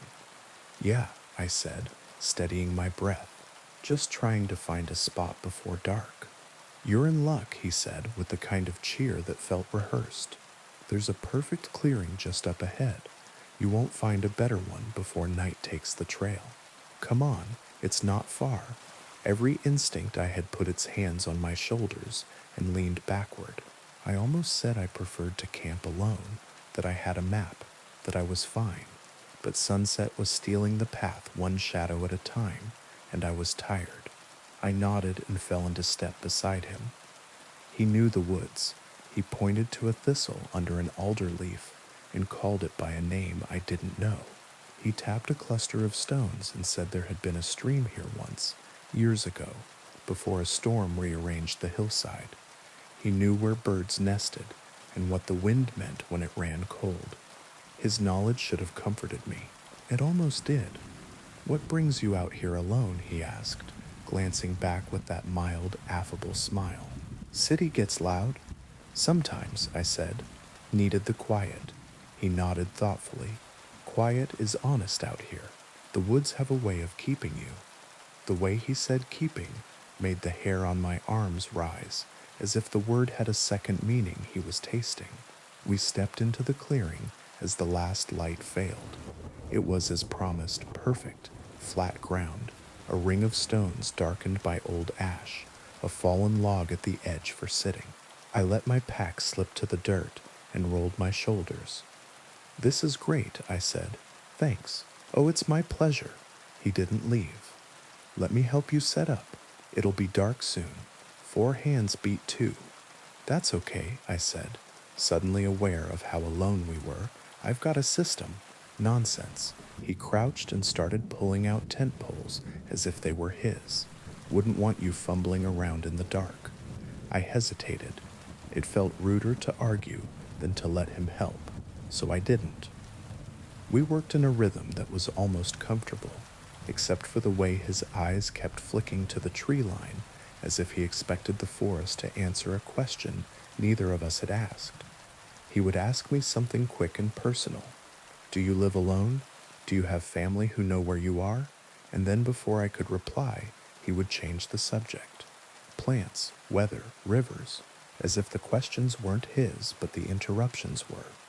The tent rose, the sky fell. We finished by moonlight. The clearing, spare and tidy, began to feel like a stage with no audience. I stood and stretched. "Well," I said, making it a dismissal, "I appreciate the help.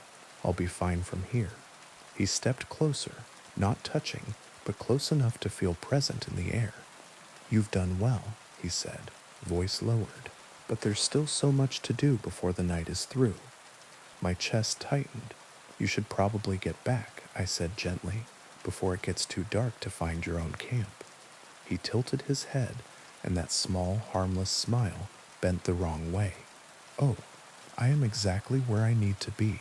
You see, these woods, they get hungry, and it's been so long since we've had a visitor." I took a step back. Somewhere, an owl made a single sound, and then thought better of it. I considered the tent. My phone was inside. along with the illusion of safety, and he saw me consider it. He positioned himself without seeming to, just enough to place his body between me and the zippered flap. "Let's not be rash," he said, hands raised in a friendly gesture that only made my heart beat harder. "The night is young. We have so much to discuss." "I don't want trouble," I said. "We can go our separate ways." "But trouble already found you," he said softly. "It was waiting the moment you stepped off the road and onto the old path. Did you not feel it? The way the branches leaned in to listen? The way the quiet thickened in your throat? You've been on the wrong trail since you chose it." I turned to run. He moved faster than he looked capable of, catching my wrist with a grip that was dry and strong as a root.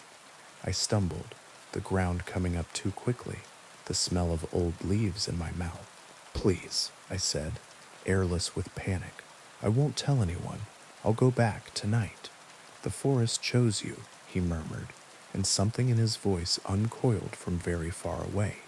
"And now you will keep it fed." The trees around the clearing shifted, not in a wind. I would have felt wind. It was more like the woods were settling deeper into themselves, drawing nearer, their shadows thickening until they seemed almost human. At the edge of my vision, something darker than dark flickered between trunks and vanished. I forced my hand free. It was clumsy and desperate. My fingers closed around a broken branch, heavier than it looked, and I swung. The sound surprised me. Wood on bone, a dry knock. He reeled back, not in pain, but with the baffled expression of someone unaccustomed to being interrupted. It was enough. I ran. Branches whipped my face. The trail disappeared. There was only forward, then left, then anywhere that wasn't where I had been. Behind me, the man's voice rose and fell, never quite shouting, always near enough to hear. The trees overlapped, the ground tilted and slid in ways that didn't match how hills should behave. I ran until my breath became a knife and then farther. When I finally stopped, it was because my legs decided without me. I leaned against a trunk and tried to swallow my heartbeat. The moon had climbed, and its light lay shattered on the leaves. I listened for his steps, his voice, the crisp, casual questions he seemed to ask for somebody else. Nothing, just the layered quiet that lives in very old places. Then a twig spoke behind my left shoulder, very softly, footsteps, deliberate and patient. He wasn't calling anymore. He didn't need to. I pressed myself against the bark.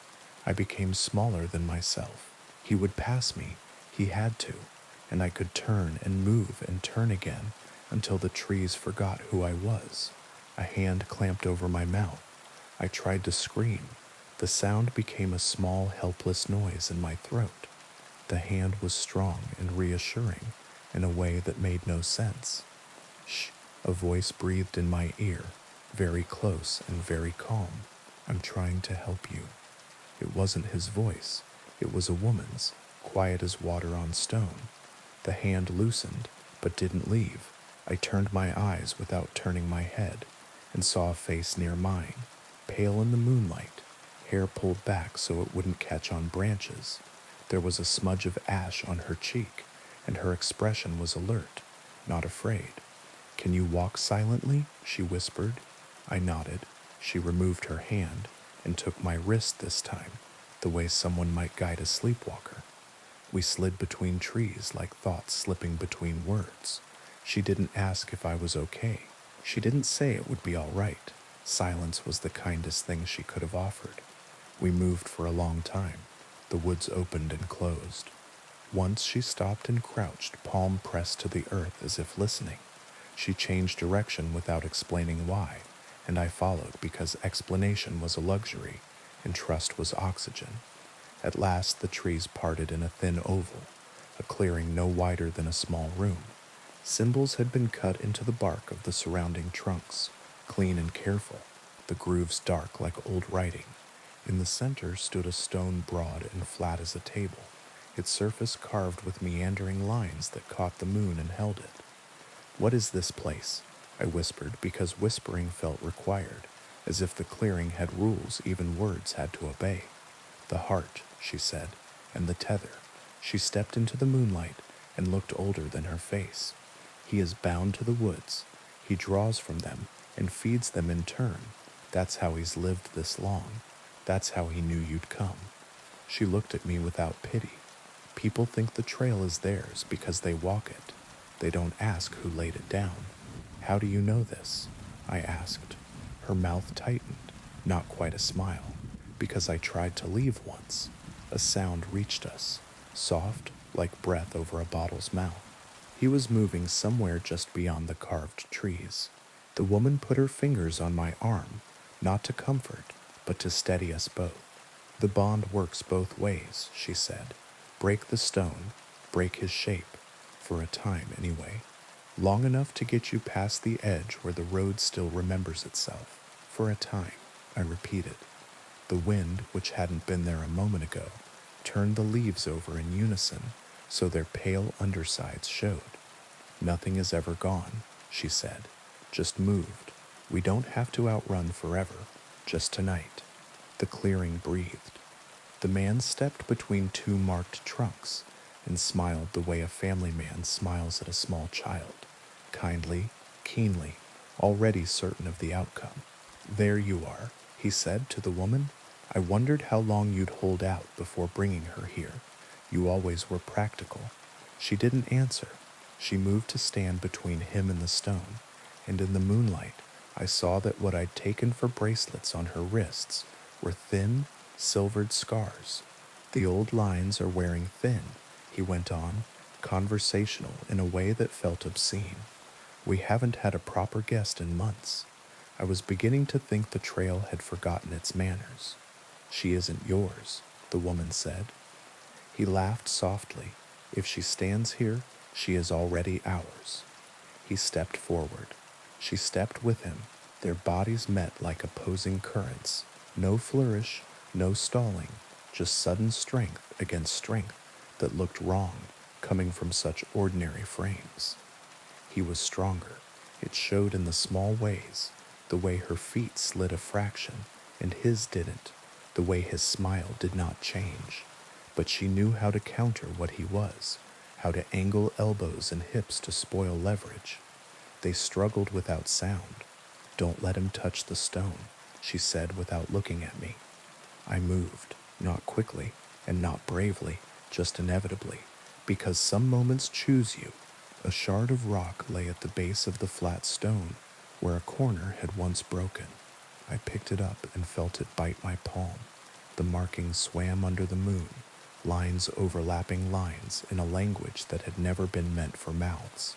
The man saw me. Something shifted in his face, like surprise learning the shape of anger. He shoved the woman hard enough to send her to one knee and lunged, his hand outstretched toward the center of the carved lines. I brought the rock down with everything I had. The sound that came up out of the ground was not from any throat. The trees bowed without wind. The markings flared and darkened, and then seemed to detach from the stone entirely, rising into the air like smoke before tearing themselves into shreds that vanished as they fell. The man convulsed, not like a person in pain, but like a shape remembering it had never truly been a person to begin with. He reached for me and didn't reach. He was near and also very far away. His smile at last left his face. What replaced it was older and endlessly empty, and looking at it felt like standing on a cliff with no bottom beneath you. Run, the woman said, already pulling me, already upright, as if she had rehearsed this ending for years. Now, the earth cracked in narrow, puzzling ways that swallowed nothing and opened nowhere. The forest's scream became something like silence again, then a roar, then silence. We ran, falling and catching, dodging branches I barely saw, stepping where she stepped because that was the only place the ground would agree to be ground.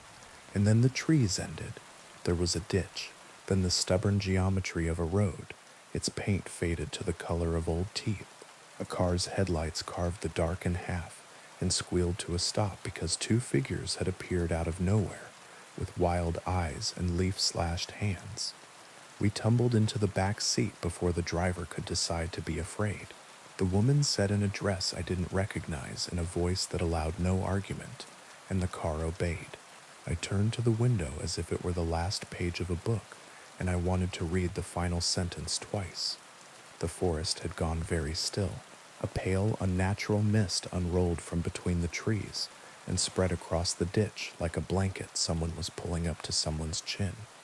For an instant, only that I saw a taller darkness inside the mist, the outline of a man unthreading itself, and I thought I heard him whisper my name as if he were trying to remember how it ended.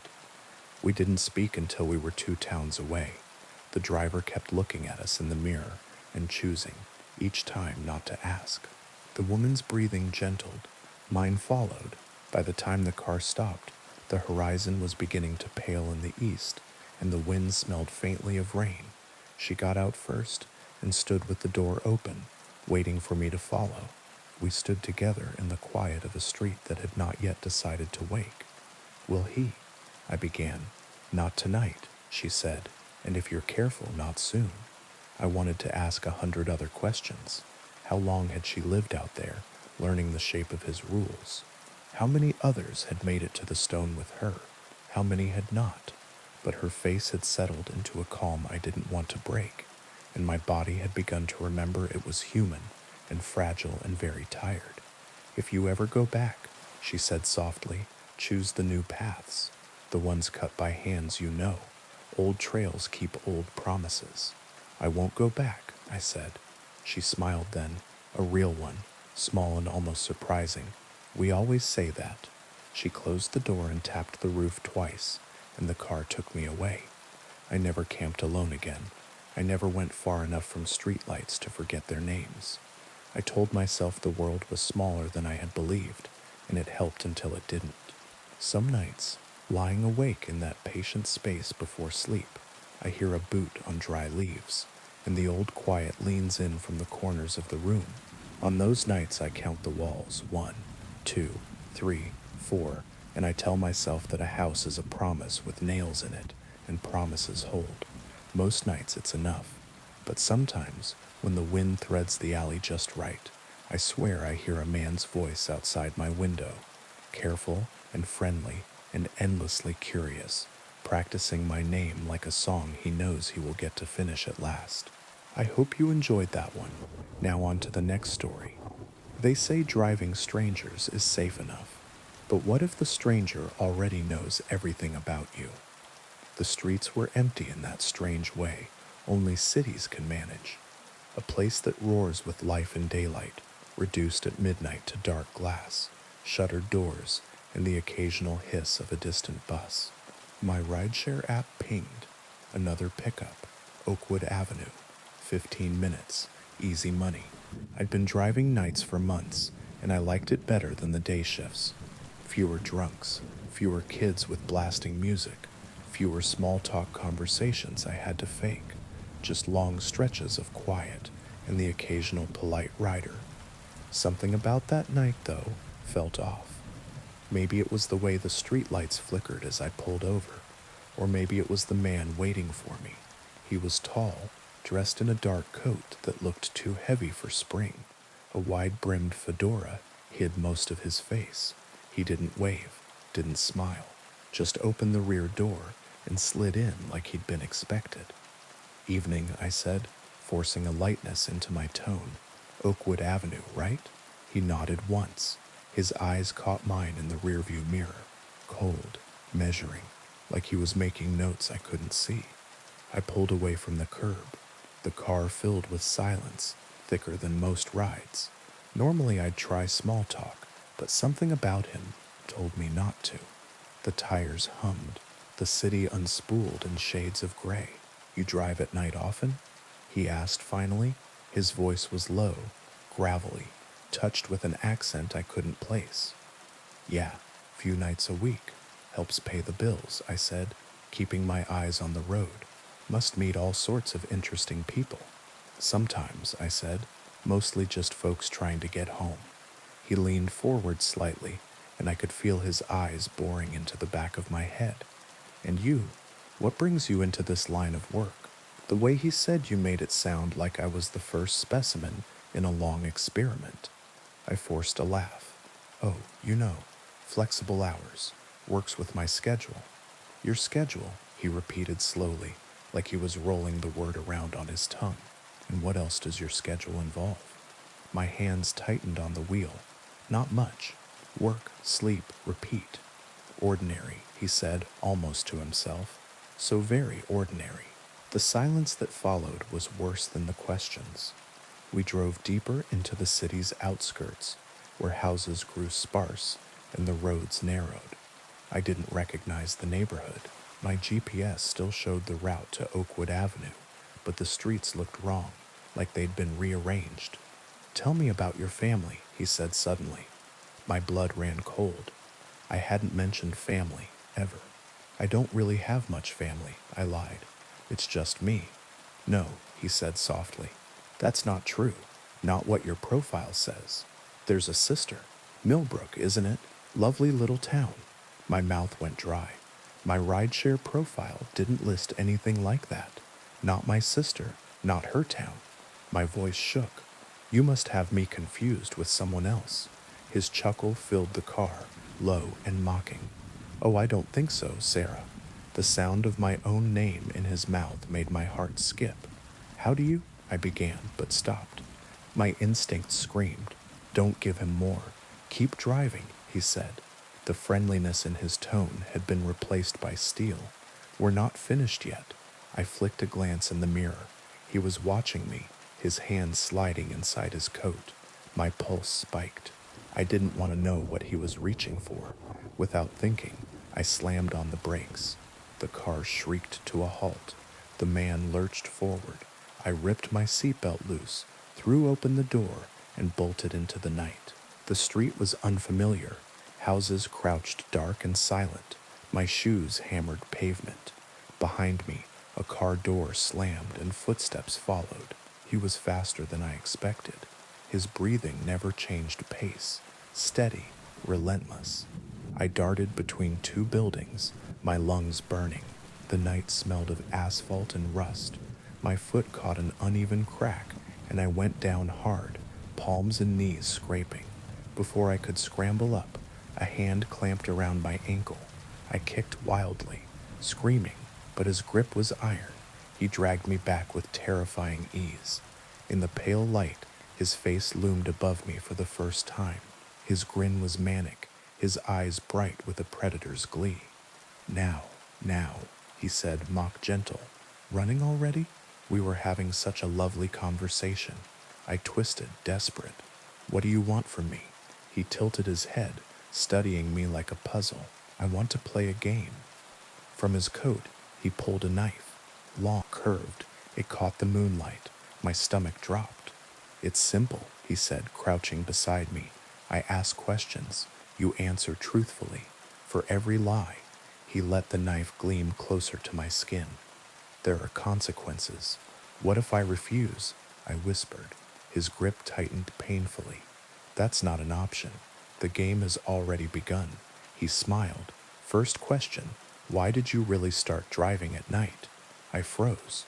The truth was embarrassing, vulnerable, but lying felt worse. I was avoiding someone, I admitted. An ex, he wouldn't leave me alone. I thought working nights would make it harder for him to find me. The man's smile widened. Honesty suits you. Next question, what's your greatest fear? My breath shook. Being helpless, I whispered, losing control of my own life. His eyes glinted. Interesting. And right now, how in control do you feel? Tears stung my eyes. Why are you doing this? Who are you? He leaned closer, his knife tracing the air above my arm. I know everything about you, Sarah. Your hopes, your fears, even your little secrets you thought no one saw. And what I want, he smiled a smile that belonged in no human mouth, is to see if you're worth keeping. My heart thundered. I had seconds, maybe. His questions weren't a game. They were a ritual. The way his voice lingered on words, the way the knife gleamed, the way the night felt heavier with every truth. He was feeding something, drawing it out of me. But if he needed me alive to keep playing, then maybe, just maybe, I had a chance. When he leaned closer, I jerked my knee upward, slamming it into his chest. He staggered, grip loosening just enough. I shoved him back and scrambled to my feet, sprinting into the dark. This time I didn't look back. I ran blind until the houses thickened again, until a main road opened in front of me. Headlights cut through the dark. I stumbled into the street, waving frantically. A car screeched to a halt, horn blaring. I threw myself against the door, gasping, begging. The driver's face was a blur of confusion and alarm. Behind me, the street stretched empty. The man was gone. The police never found him. My app showed no record of that ride. No pickup, no destination. As if the passenger had never existed. I deleted the app that night and never drove again. But sometimes when I walk home late, I hear footsteps behind me. Slow, steady, measured. And when I glance over my shoulder, I catch the flash of a fedora brim in the corner of my vision, gone before I can be sure. If you ever drive alone at night, remember this: not every passenger is a stranger. Some are already waiting for you. Thank you for listening. If this story kept you company tonight, consider liking the video and subscribing for more myths, legends, and gentle hauntings. Sleep well, and may the trails you choose lead you safely home.